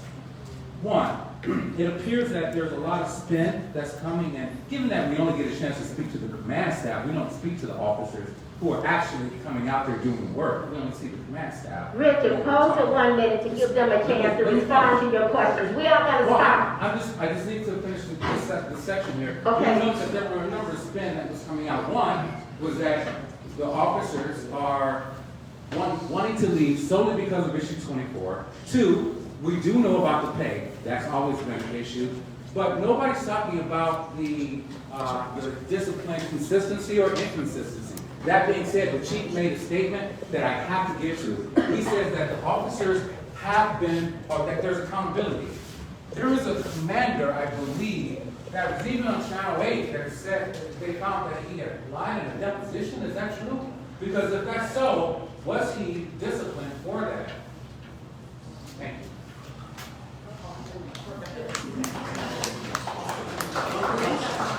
There's a lot of questions. Rich, you asked quite a few questions. There's quite a few of them. I can't address every single one of those questions. I'll give it to you in writing. Yeah, can you please do that? Because there's a lot of information, a lot of things that you put out there, so I appreciate it. You give it to writing, we can respond to it. After the next one, we have questions, right?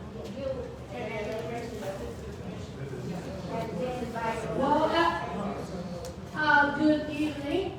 After the important questions the former Commissioner Jackson presented, I am the leader of the Homeless Congress in 3rd District. Personally, I've been living in a homeless shelter myself. As an unhoused, but within the shelter population. Of course, right now we know all the news right now about Cleveland finally we can see shelter population really on the street. Maybe in tents, maybe even without tents in this cold weather. I would like to make a question and also have my comment first. 3rd District, after the previous Commander Todd, 3rd District has been doing up some good work. Yes, I will say all the presentations you mentioned about the unhoused homeless population, everything you say, I have discounted them a lot, unfortunately, when it goes to the reality. But 3rd District really has some improvement. Previous Commander Todd actually came to a Homeless Congress meeting before COVID-19, after COVID-19. with a lot of the officers coming to answer questions and also to exchange information. So I will invite the current commanders to keep coming to Homeless Congress meeting. However, I have to say, District 2 is still the most hostile district to the unhoused population.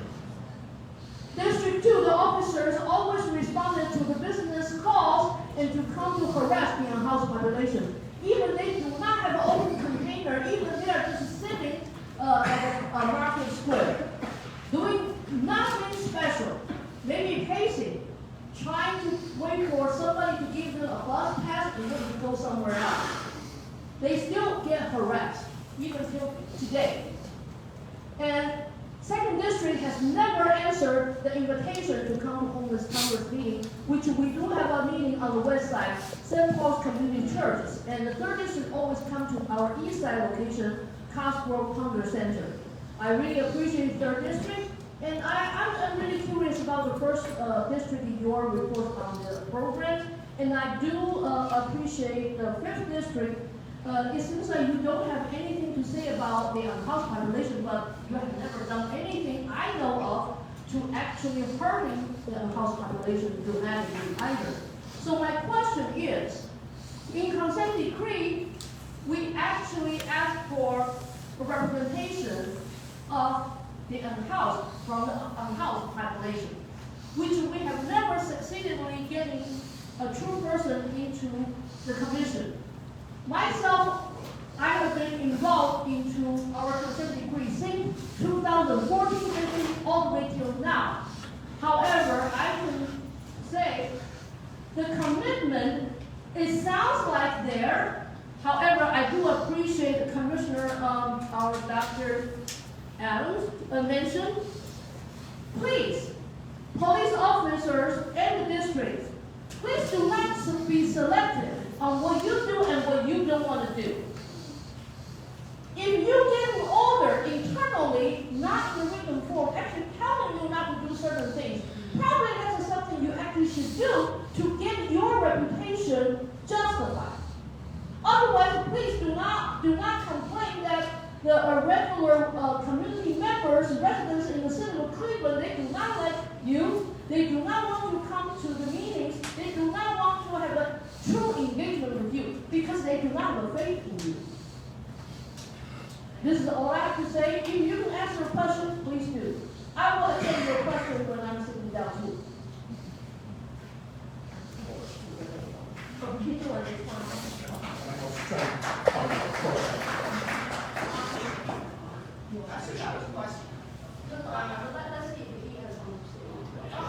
I'm not quite sure the question is.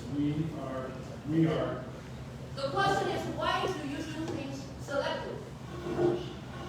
You pick and choose what to do and what not to do. No consistency through all 5 districts. I'm not sure. Are you talking about the unhoused or Yes. just in general? In general, and especially for the unhoused population. I believe we are consistent. If we get a call. If that's not what you get, then I'm going to tell you that's not the reality. No, if we get a call, saying if we get a call from your district, maybe District 1, or District 5, about a disturbance, we have an obligation to respond to that call for service. Now, what happens when the officer gets there is a different story based on that particular call for service. If someone that's unhoused will act accordingly. I believe that our officers are doing what they can to help those individuals. They also have to do responsibility. There's criminality. We'll understand. I'm not saying that being unhoused is criminal. We'll never do that.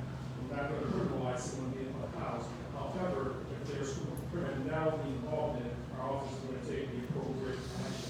And that's consistent across all 5 districts. We'll take the appropriate action. If that means, unfortunately, arresting, again, it's criminality. It's criminality. But helping the unhoused population is what our officers are doing out there. I have already offered examples.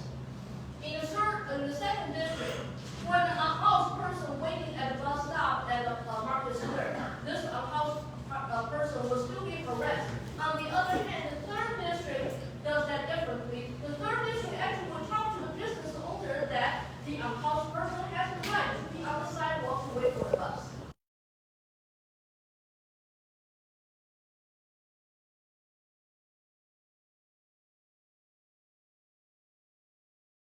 My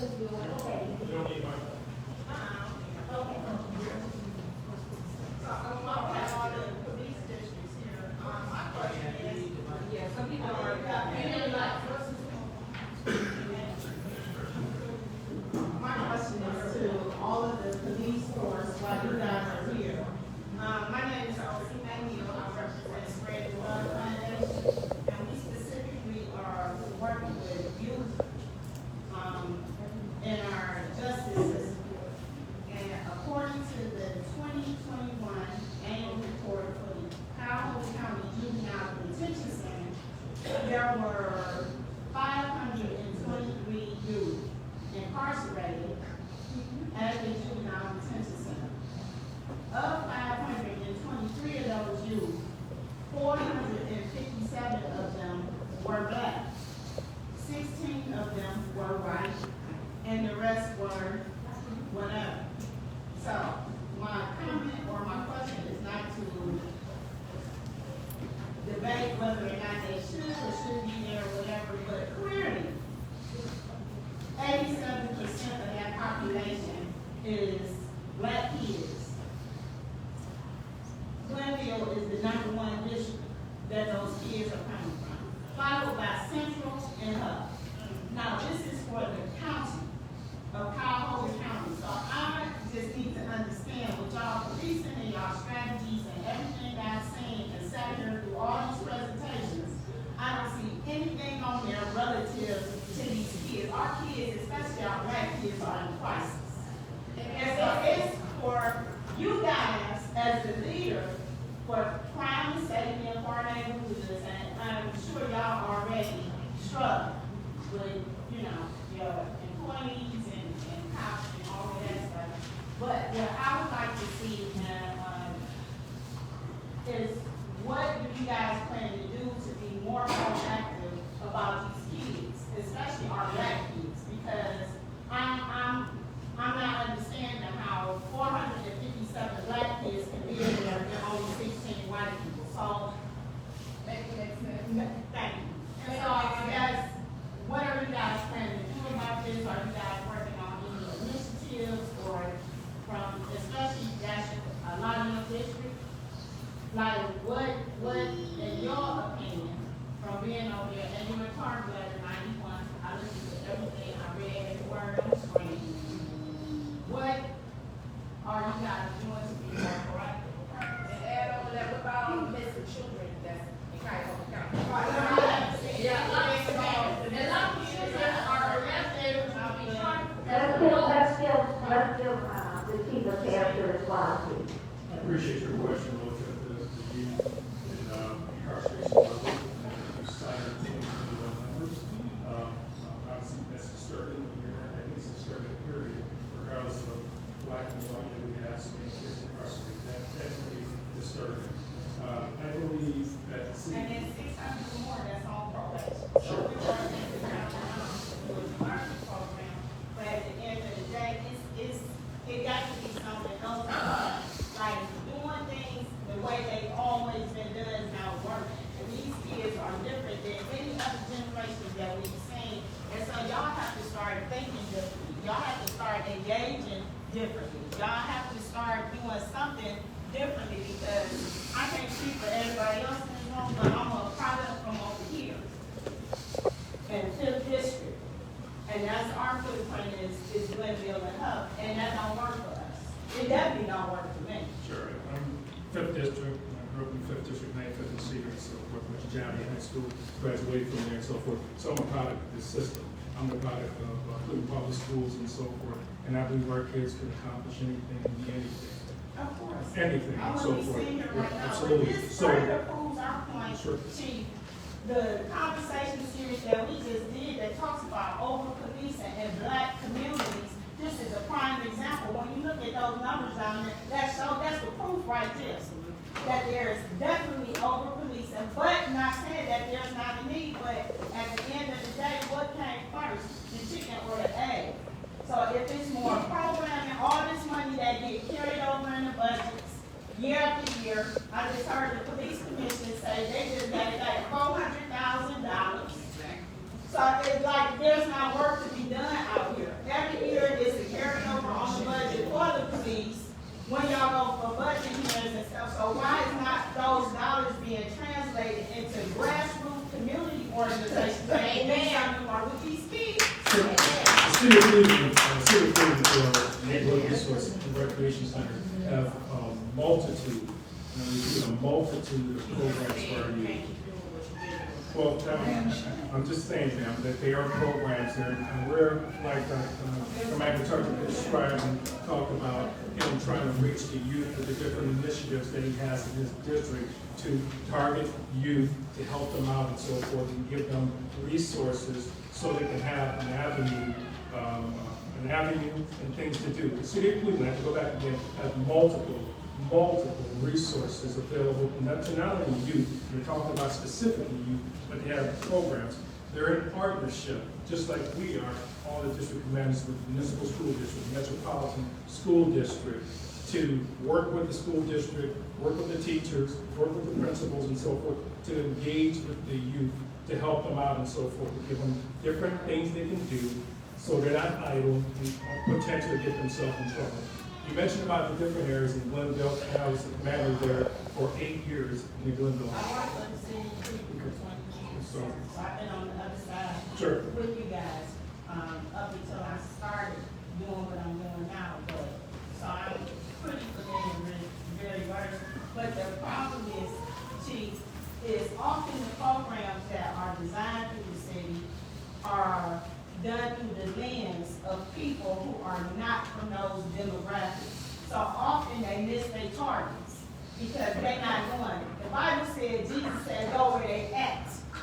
You can't wait to see if they're going to come to church on Sunday. You got to go where they are. So I don't see the programs don't often get funneled down because they don't go to these subculture, and they are subcultures of groups of kids and neighborhoods and everything because nobody is really targeting them. The programs that the city offers oftentimes is for kids and for parents who are on the right track.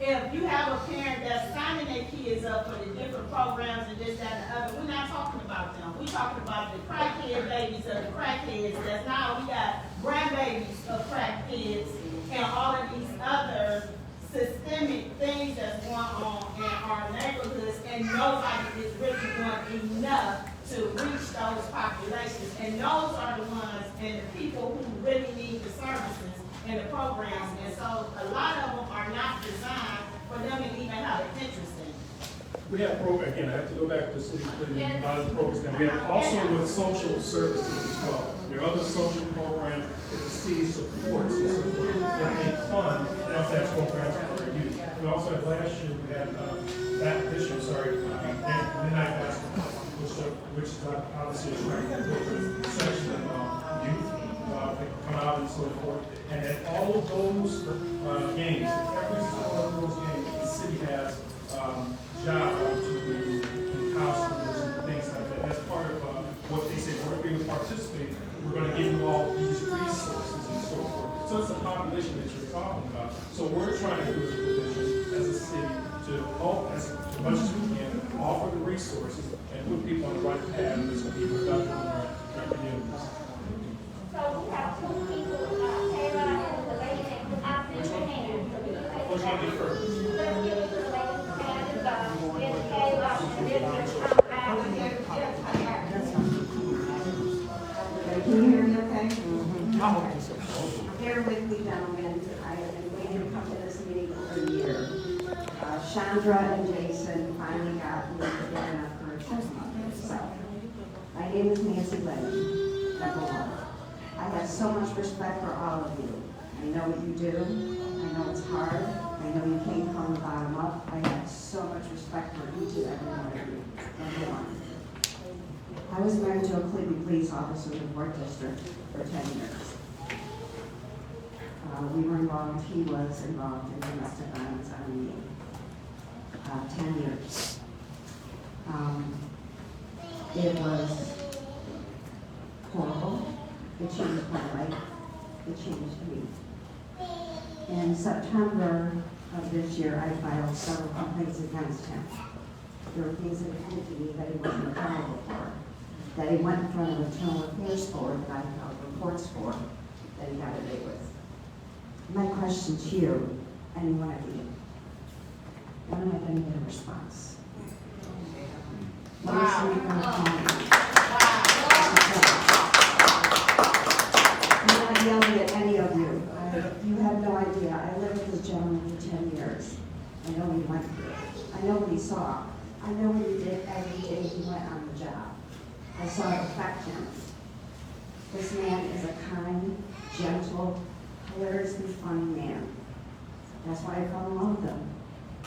But I saw it change him every day. He came home and he changed every day.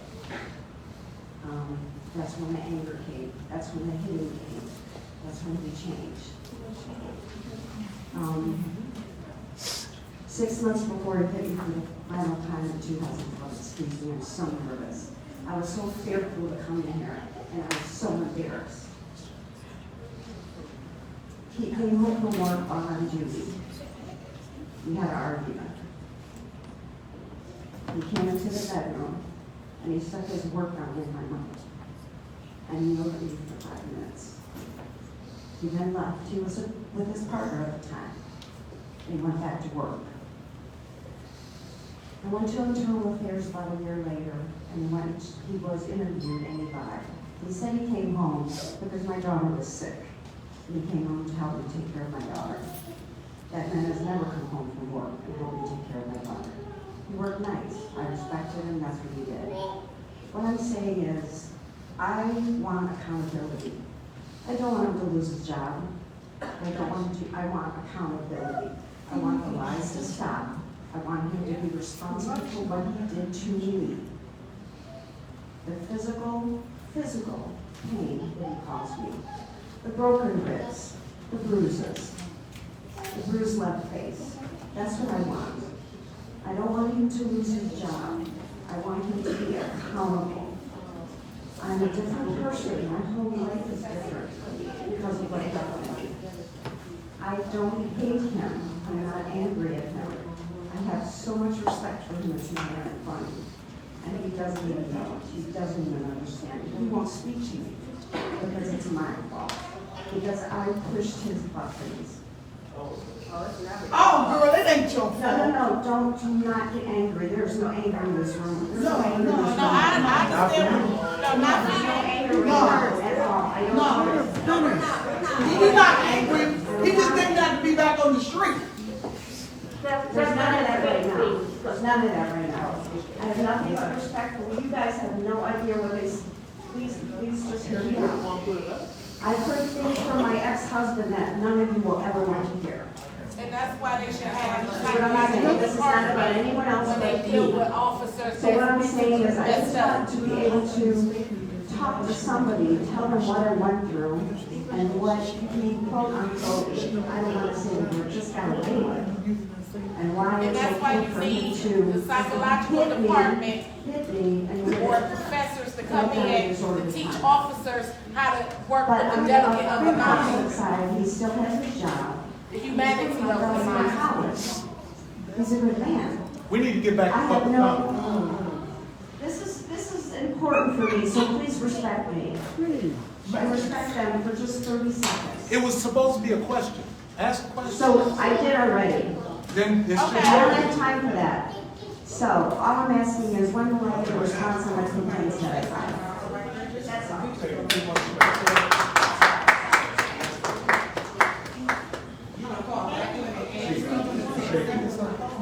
Man, what I'd like to do is I'd like to answer your thoughts.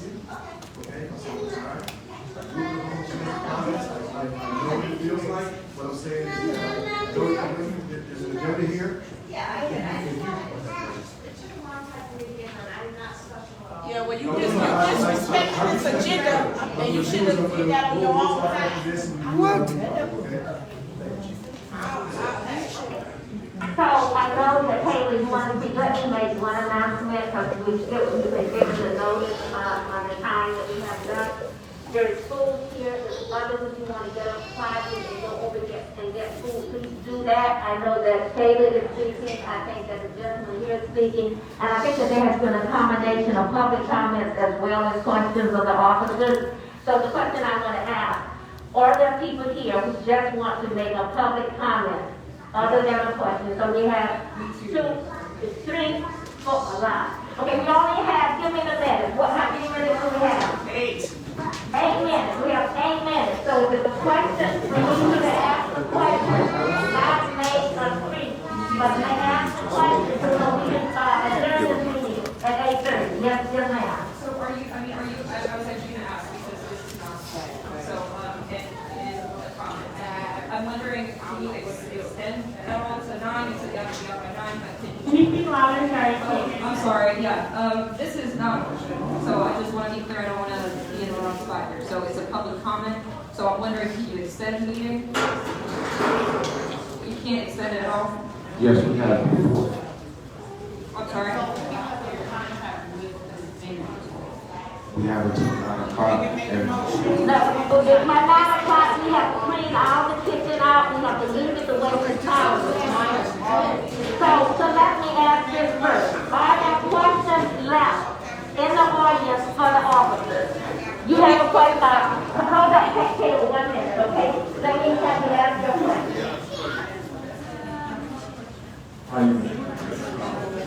You know, I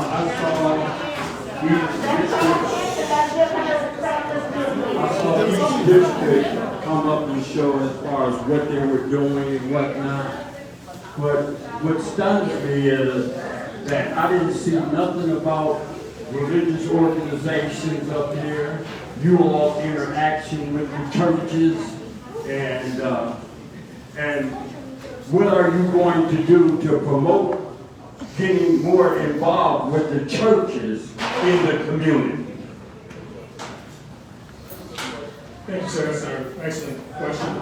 Just a couple of weeks ago, not even a couple, about 2 weeks ago, I met with several pastors, a couple dozen pastors and so forth, just to introduce myself, to have a working relationship with them, to make sure that they have a voice and they can reach out to me if they have any concerns. So we're bridging that divide, so to speak, to make sure we have those relationships. I'm sure that in each of the districts, all 5 districts, that they have relationships with the various pastors, maybe not every single one of them, but I'm sure they have relationships with pastors within those particular districts. I know Mo, when around his meeting is at a church.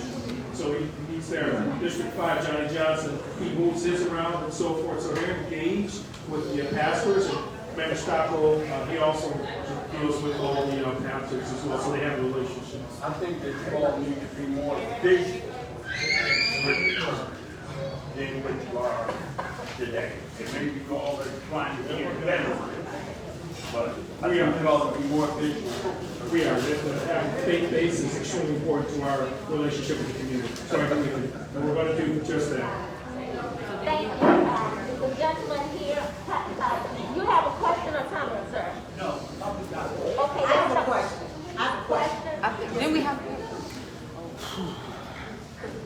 Earlier in the meeting, one of the chairs mentioned that they were going to explain why you all still do not have an outside legal counsel. I was at the meeting on the southeast side of town when this came up. So I was a little shocked today to hear that you all still don't have one. So are we doing so much process that we are not able to move forward with that? Or can somebody explain why because clearly you are going to need that. So, in the charter, it states that the executive director has sole responsibility of hire, fire, basically in that jurisdiction, as well as our bylaws, on page 13 says that as well, right? So based on that, we determined that the staff attorney was the best process, and so basically we have to create a job description. We have to create a job description as well as a hiring process. So there have been 2 rounds of hiring, right? And I'm going to be very transparent. The one has taken another job, right? Because there was a more competitive offer. There was a more competitive offer, right? Additionally, that the candidates in here, I wasn't a part of the formal interviews. But overall, what I hear that there is highly qualified candidates, and then we have 2. So we should have it by the end of the year. Are you guys gonna extend? Is there anything that Jason saw? So we can, because I think we should talk about all this stuff, so can we extend? Yeah, so Jason. I don't know if we can extend now because they told us at 9 minutes, but I'm happy to extend and make a motion to extend. Do I have a second? So, I know people are gonna be upset, but we have to be out of this building because we have a contract, I right? think the community prefers answers rather than Even though, you still have to allow for public comment, and that's with the whole of it, you still have to get it with agenda. Did we finish with the staff attorney? Did you feel like that was answered? Do you have any I don't have anything to add right now. So, I'm a national reentry advocate. I go around the country speaking about reentry. I brag about this committee on a national level. So, honestly and truly, my only comment is that you guys need to tighten up. Get on the same page. Whatever that looks like, if that looks like addition by subtraction, however that looks, like you guys need to tighten up because it is an embarrassment. And not just an embarrassment on you guys, but also an embarrassment for the police department because you guys are supposed to be overseeing them. So if you're the overseers for the police department and this is how you're behaving, it's just an embarrassment all the way around. Thank you, sir.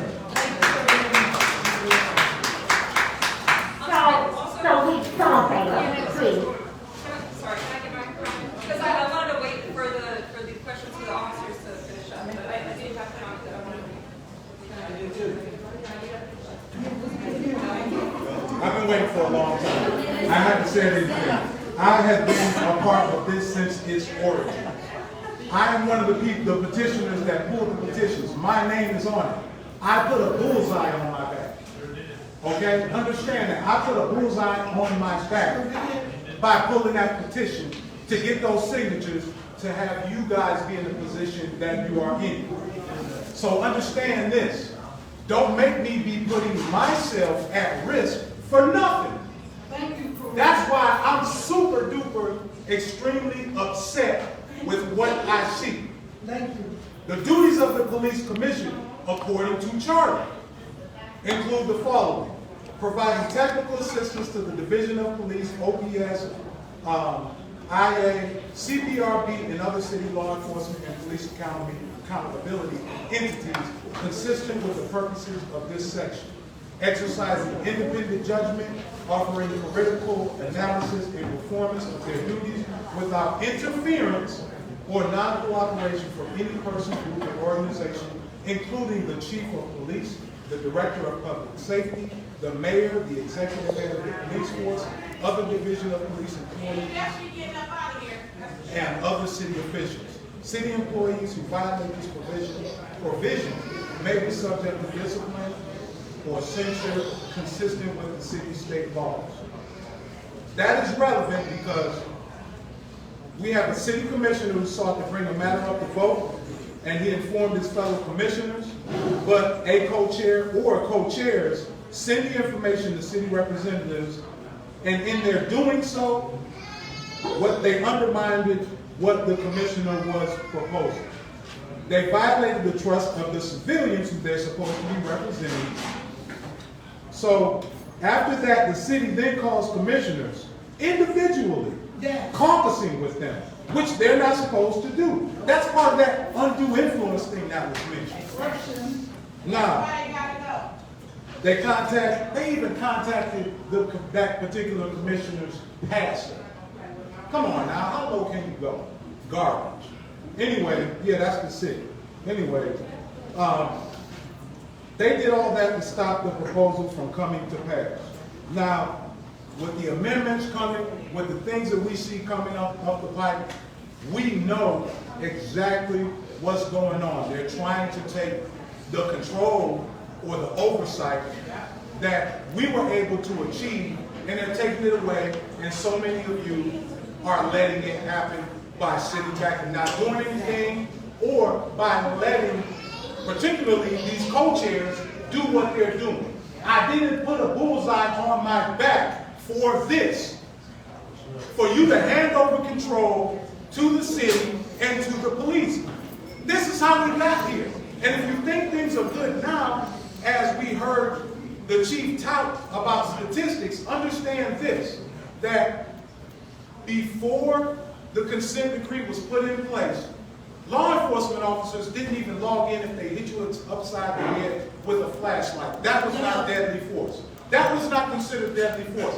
Now they have to list that. So of course the numbers are up. Understand that it was underreported back then. If I'm lying, tell me. I read that consent decree multiple times. I understand it. Now, I'm going to shut up after I say this right here. Again. This right here is going to stay with each of you, your legacies. So either you're on the right side or you're on the wrong side. The wrong side is not following through in the spirit of why this was created. If you think I don't know what I'm talking about, or if you think I'm wrong, check yourself.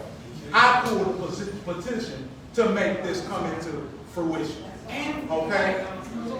And writer contributed. So that's a given. But folks need to understand that. I didn't do this for nothing. So I'm asking you to honor the spirit of it. If you want to talk about the spirit of which this was written and how the city seeks to use legal means to circumvent the spirit of it, because we had the conversations with the mayor, with Mark Griffin and others. But what they chose to do was figure out ways to circumvent what we were trying to do, which is transparency and accountability.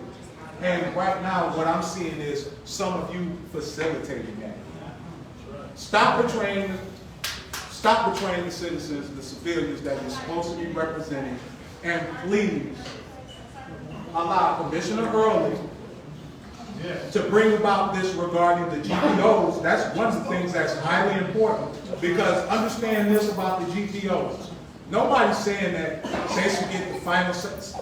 They need to be a part of that process, because that's a part of transparency. Being able to push a GPO without necessary eyes on it to give the proper perspective. Not someone connected with the city, not someone who's an unconditional proponent or supporter of law enforcement, but someone who also, because being law enforcement is a job. I am a civilian.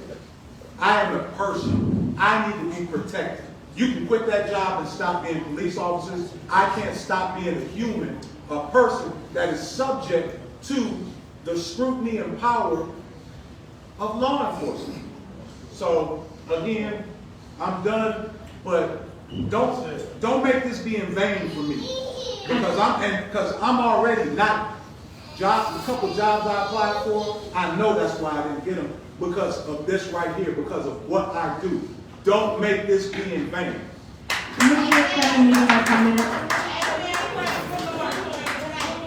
Point of order, there was a motion to extend the meeting. There was a motion to extend the meeting. Point of order, there was a motion to extend the meeting, and there was a second. We are over time. We need the time. So Caleb, I will let you speak, and the gentleman in front will let you speak. This meeting must be adjourned by in 10 minutes. It must be adjourned in 10 minutes. So, those of you who want to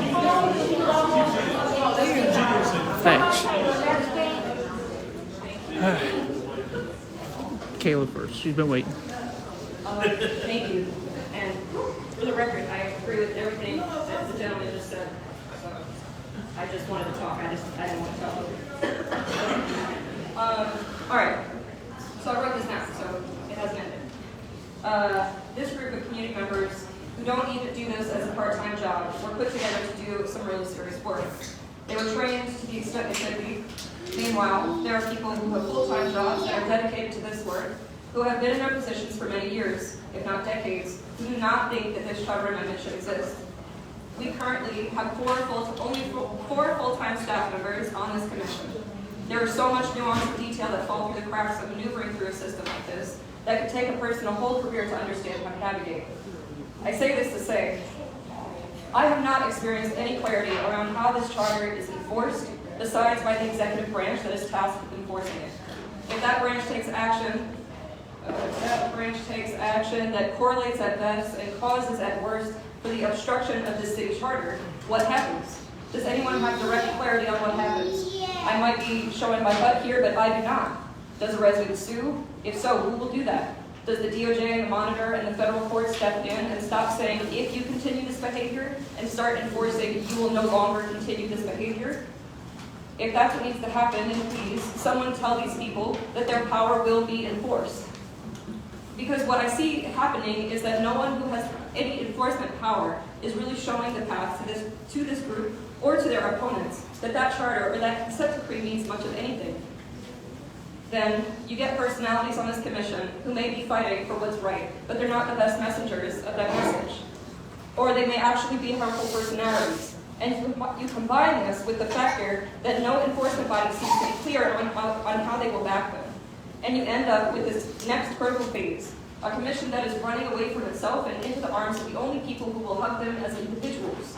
When they stop feeling like they are legitimate as a body, they turn to the only people in this town who are paying them any attention and backing them as individual people. And that is the very people who will have these full-time jobs, who understand the system so much that they can squirm their way out of real reforms. Please, tell me where the threshold is in misbehavior, or even illegal behavior, that someone will step up and enforce the will of the people of Cleveland. Because the longer this goes on, and the less power and validation these people feel as a unit, the more power and validation they will seek as individuals. Imagine being put on the most powerful police oversight body of its kind to ever exist in this country, with the backing of nearly your whole city and your city's executive, and then have all of that executive's power turn on the body and change the entire narrative about what this thing is, but embrace you as an individual person. With no one else stepping in to stand up for the body, set the record straight, and back you, what would you do? Thank you. Who's next? Okay. Thank you. I'm gonna get him to speak. You gonna let me speak? I'm gonna jump right up and start. You gonna be next, baby. Trust me, believe that. Go ahead, Bill. Thank you. The consent decree created the Community Police Commission without authority, without independence, and dependent on the city for funding. That's where issue 24 came in. The citizens recognized that this body needed to have authority and independence, and with the prospect of the consent decree ending, there also was the prospect that this commission would be disbanded at the end of the consent decree by the city. That's where issue 24 came in, and it passed by an overwhelming 59% of the vote, which is, in political terms, a landslide.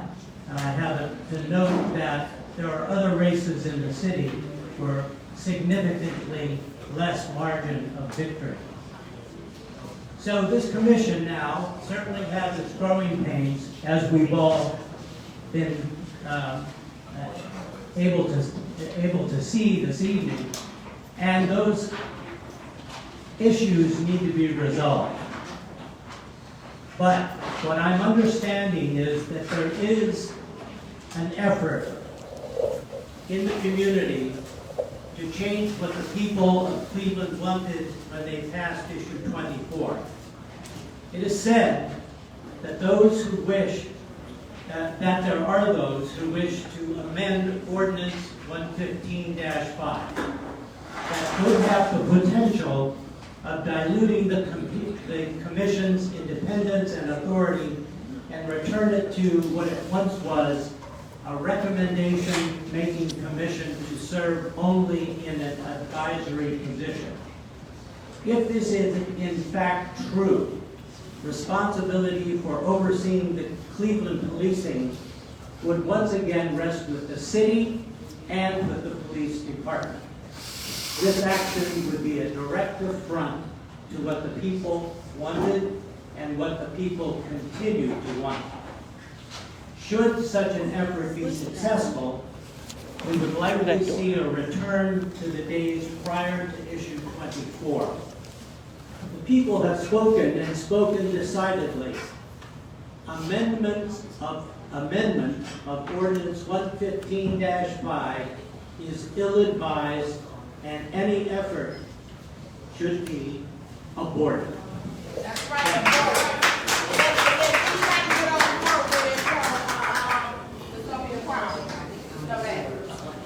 Ain't nobody about to amend no I'm just gonna be clear, and I'm being clear and to the point. I'm applauding in much disbelief with the commission, with the arguing among one another in the public and constant non-transparency behavior that you have displayed. All of you. Okay? The co-chairs and the chairs have had private conversations with city officials such as the mayor and the law director. We, as the community members and families who worked so hard to get this commission seated with much opposition, believe that the only way this commission can strive and move forward and have the best interests of the citizens, the following commissioners need to resign immediately. Jan Ridgway, Alana Garrett Ferguson, Kate Kennedy, John Adams, and Terry Wong. You need to go. Because you're taking, it's not funny, don't you dare sit there and fucking laugh. Okay? Okay? Don't dare fucking laugh about my brother's death. I'm not laughing Because yes you are. death. Yes you are. Yes you are. You made a mockery. How have I made a mockery? You made a mockery of this dimension. You have made a mockery. You made a mockery. You would like to remove me because I am independent. No. You need to be removed. You would like to remove me so you can control this commission. I'm not on the commission. I'm not on the damn commission. I'm not trying to control. We're not trying to control, we're not trying, please let me speak. We're not trying to control the commission. We just want what's right for the people. My son was murdered. Samaria's son was murdered. Brenda's brother was murdered. We only want what's right. And just to see all the arguing, like when I walked in, what I saw, it was like unbelievable. You all gave me a headache. You know, because I suffer day in and day out because I don't have my child. And to see you all laughing, this is serious. We work hard. In the beginning, it was me, Samaria, and Brenda. We worked hard. Just think about grieving family members, working hard for change, trying to work on reform, trying to just make it right for a system that murdered our loved ones. So sometimes you gotta hold that smile. You gotta hold it. You gotta hold it. Because this is real. We would never be the same. So please, stop the plan. It's real. If you want to sit here and if you want to be for the people, be real. If you want to work for the city, go work for the city. That's right. That's right. Bottom line, I'm not going to argue. I'm not arguing. Sorry. You're implying that everybody You work for the city. You gotta let You work for the city. You gotta let You work for the city. You work for the city. I didn't say, ma'am, Terry, I didn't say you work for the city, but I'm talking. Brenda's not talking. I said if you want to work for the city, go work for the city. Okay, that's all I got to say. All right, hold on, I got a comment. My name is Pastor Aaron Phillips, Pastor Charles Baptist Church, and Executive Director of the Cleveland Clergy Coalition. This is a collaboration of all of the African American clergy groups. I just spoke with most of the clergy today. Our chief representative of this body is Pastor Kyle Ehrlich, who's doing a magnificent job. I want to know that he keeps the faith community informed about what's happening, and we're going to have him come to our next meeting to update us about what's happening. So I really appreciate you, Pastor Kyle. And I thank God for these mothers who fought. They came to me before history 21. We were getting ready for history 24. I was one of the rare pastors who supported Issue 24, and I didn't just support it silently. I was out there with my bullhorn. If anybody knows me and my bullhorn, they're very dangerous. I think I need to bring one here. What I'm really concerned about is how the process of this commission is going. We live in a democracy, and I am appalled that information, the reason why I'm very busy, most of us are very busy. One of the reasons I voted for this is because I knew there would be people from the community to look out for this so that I could check the box. I wouldn't have to worry about that anymore. I would have to come, I'm surprised I have to come down here to talk to y'all about doing this. And obviously, you all are not talking to the police department. I know that you're not, because you're not talking to yourself.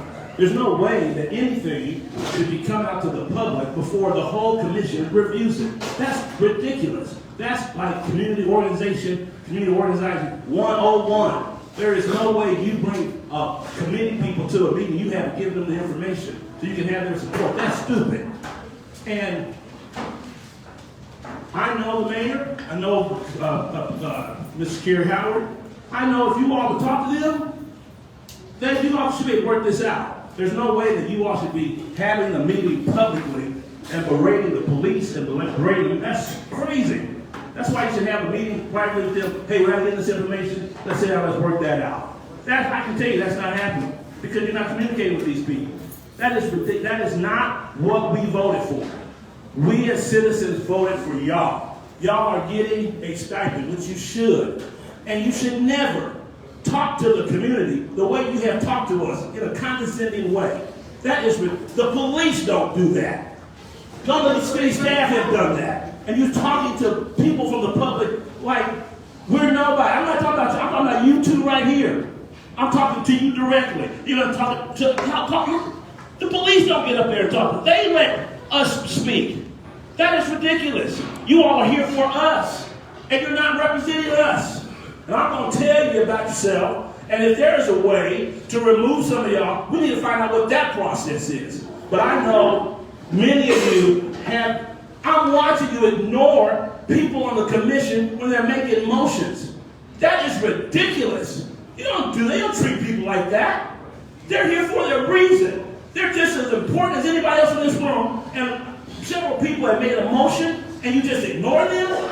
There's no way. You know what? They don't do that at City Hall. They won't do that at a church. And they should not do it here. That is ridiculous. And you should be ashamed of yourself. I'm sorry. I'll be back. All right, thank you. Okay. Tell them, please stop saying that we won't control. Oh, We gave y'all. You know what? I just want to. Okay, I want to address what Dave said. Dave, where you at? I'm hearing some things about amending the charter. Ain't nothing about to be amended. Go back and tell Mayor Vince it's a wrap. Okay? All the spies that's in here for Mayor Vince, go back and tell him it's a wrap. It's not going to work. If I got to knock on everybody door in Cuyahoga County, in Cleveland, I promise you, I don't care if Mike White giving him money. I don't care if Frank giving him money. I don't care. Once I spread the news to the community, they did not get back in. How you think he got in the first place? We was knocking on the door advocating for him. And we were all advocating for him.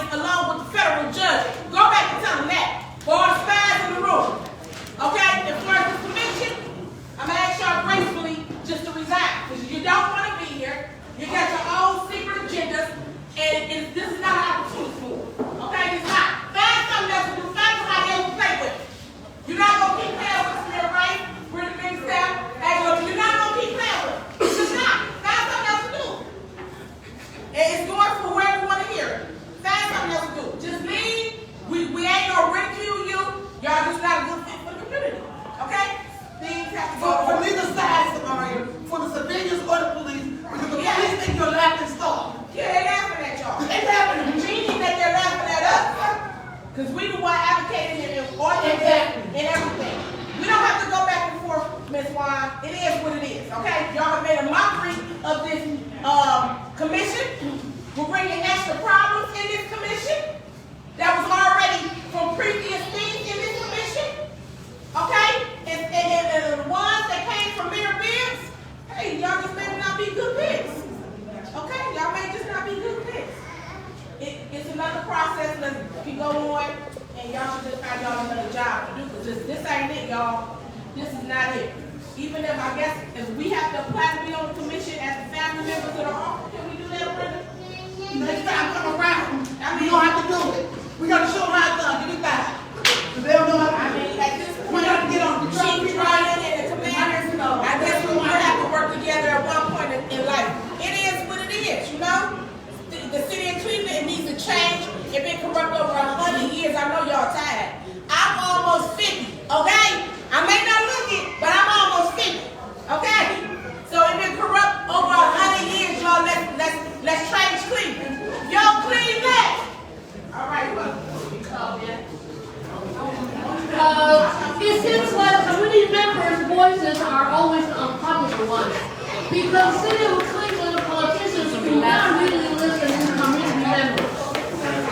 After June and July, we had two very chaotic meetings.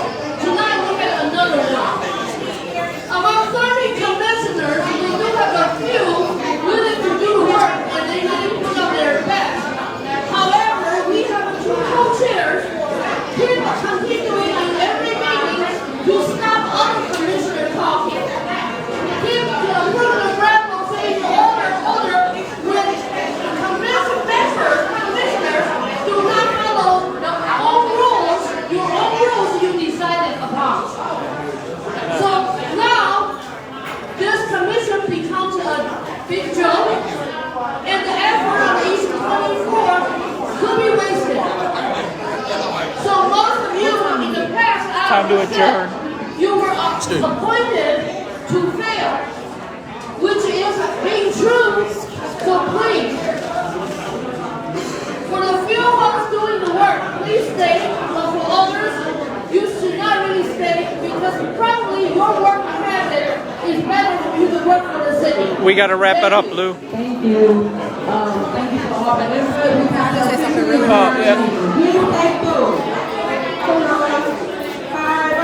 Hi, my name is Judy from WOBU. How are everybody doing? I know it's been a very loud, crazy night. I just wanted to invite everyone that still had commentary next door to the radio station because radio is 24/7. Our voices are united. And if you still have commentary, you are welcome to come next door and share that commentary. Thank you. Thank you. All right, Sam, did you hear? Next door, they're having a radio broadcast if you want to talk.